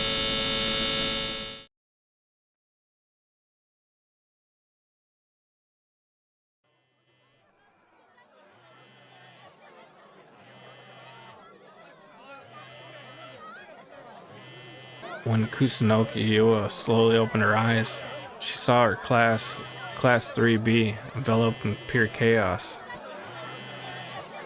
Several students had collapsed. Their eyes had rolled back into their heads. Foam bubbled from their mouths as entire bodies convulsed. Another group of students were crouched low to the floor, cowering, pressing down on their heads in pain. The students that remained shot up from their seats and made straight for the hallway, even though classes were technically still in session.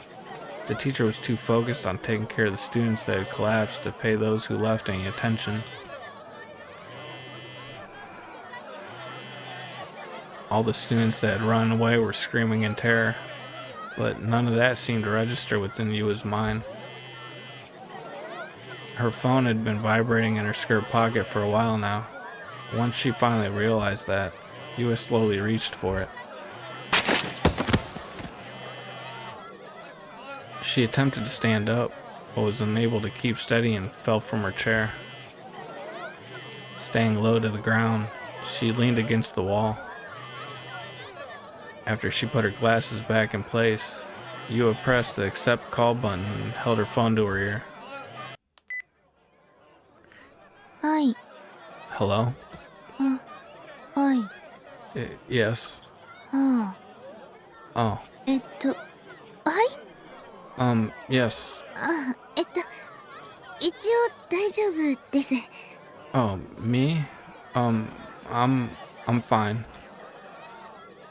As she answered the question, Yua grimaced and pressed on her forehead. She could hear the clamor of her classmates in the hallway, as well as the voice of her teacher trying to help the unconscious students, but it all sounded so terribly distant. はい。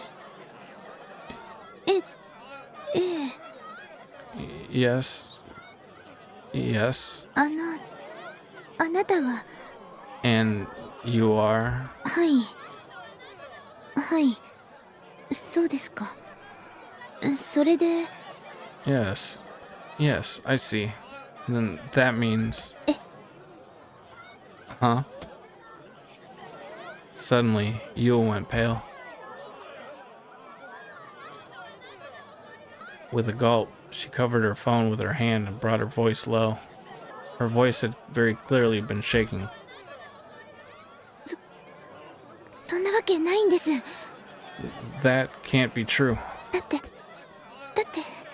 Because... 本当は。 In actuality... Upon saying that much, Yua's voice began to falter. She hung her head. 本当は。私。だったのに。 In actuality, it was me. The commotion in the hallway intensified. Everyone was looking and pointing in the same direction, anxious expressions on their faces. The windows in the hallway rattled as if they were being hit by a fierce gale. はい。 Yes, sniffle. そうです。私の That's right, my 妹です。 sister. はい。わかりました。 Yes, I understand. At last, Yua bowed her head as if the person she was speaking to was in front of her, then hung up the phone. Then, she looked up and directed her gaze toward where everyone was pointing, beyond the window. 空が。 The sky.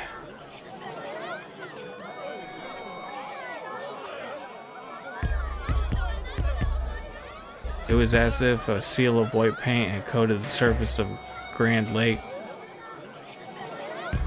The sky, which had previously been filled only by its light blue color, was turning white.